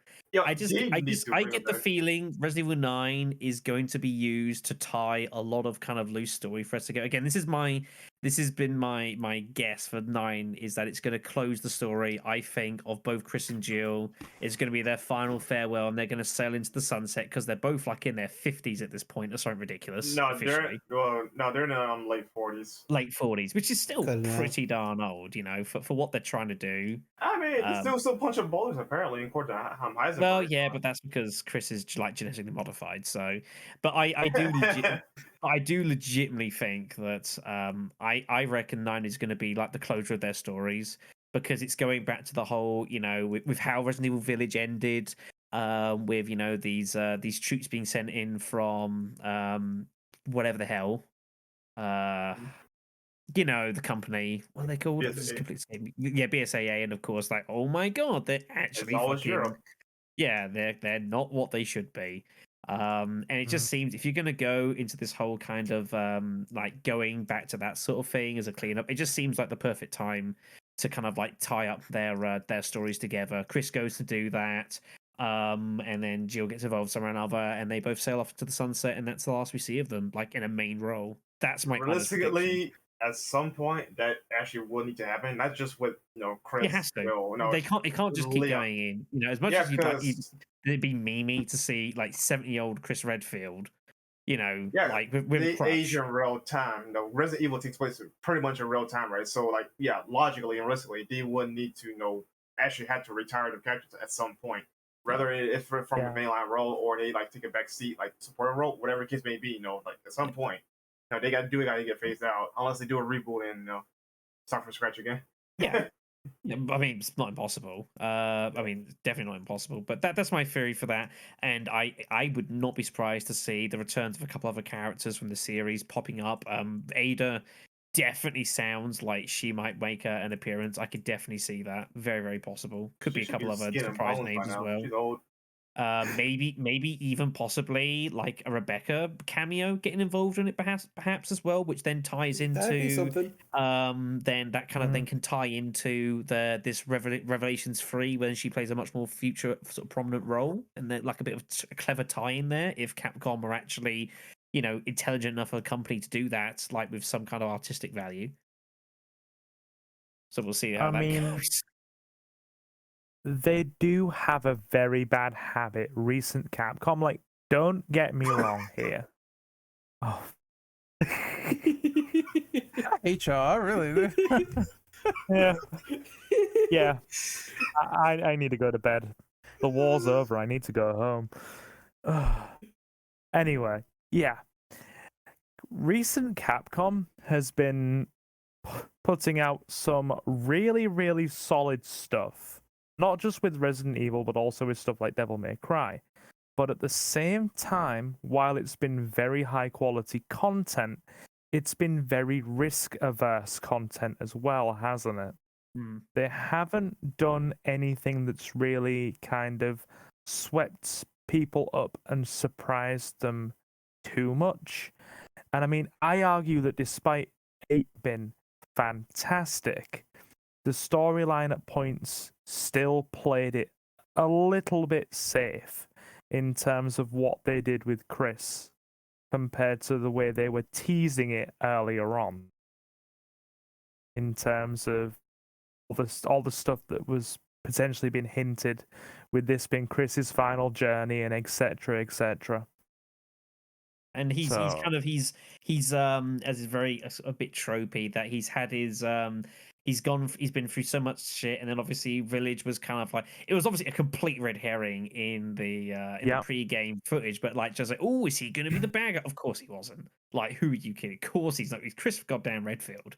I mean, you know what? We know that he's not gonna be the bad guy though, but I do generally love the idea of them like, say, well, hold on, this is the protagonist of a previous game or whatever, previous movie. Yeah. You know, why is he doing antagonistic things? Like, what's going on? And now he's become the anti-hero. Yeah, I love the mystery behind stuff like that though, because that was actually going to happen before with another Capcom property with Democrat 4 before that shortcomings happened. On a casual level, like, it was totally fine, and I applauded it. It's just like anyone who has any idea of the series would know that it was obviously a complete bullshit, but it was like, it wasn't terrible. It wasn't like it's something to go against, but it's part of the character arc. He's gone through this kind of dark phase of kind of self-reflection, and now he's resolved that he is going to finish things once and for all, which is the setup for 9. And that means that there has to be a degree of finality to that. And I think if that's the path they go, I think that's the path they have to commit to. And they need to like really give it a full ending. And if you're going to give Chris his full ending, then you have to give it to Jill as well, because that's where it all started. And it just wouldn't feel right to me if one kind of was sewing off to the sunset without the other, which is why I'm 100% sure that you're going to see her in Resident Evil 9. So I do also have to agree with what Brendel said, that at this point they are both getting much older. I did a bit of tallying up in my brain while you guys were talking earlier. Correct me if I'm wrong. Village is set. Is it 2020? Village is set. Yes. Right. So if we do some basic math, Chris is 25 in Resident Evil 1 and Jill is 23. So we add 22 years onto that. That makes them 47 and 45 respectively. You can't keep bringing them back consistently because they will be factually geriatric if you keep bringing them back too many more times. And I mean, look at that from a viewpoint of the progression of the fan base. A lot of us in this chat right now were young kids when we started playing this game, and the bulk of us are bare minimum 20s. I mean, I'm sure there's some people listening to this video who weren't even born when this series started. Yeah. Technically, I wasn't even born. So. I was born during Remake 1 came out. And Resident Evil 4 was on the horizon. And it's not to say that these two characters, like, these are like iconic characters in survival horror, and I would argue probably in gaming in a much more general sort of state. They are instantly recognizable, they have name value, and they've carried the series for a long time, but there's only so much you can do that feasibly before it becomes to start being a bit of a joke.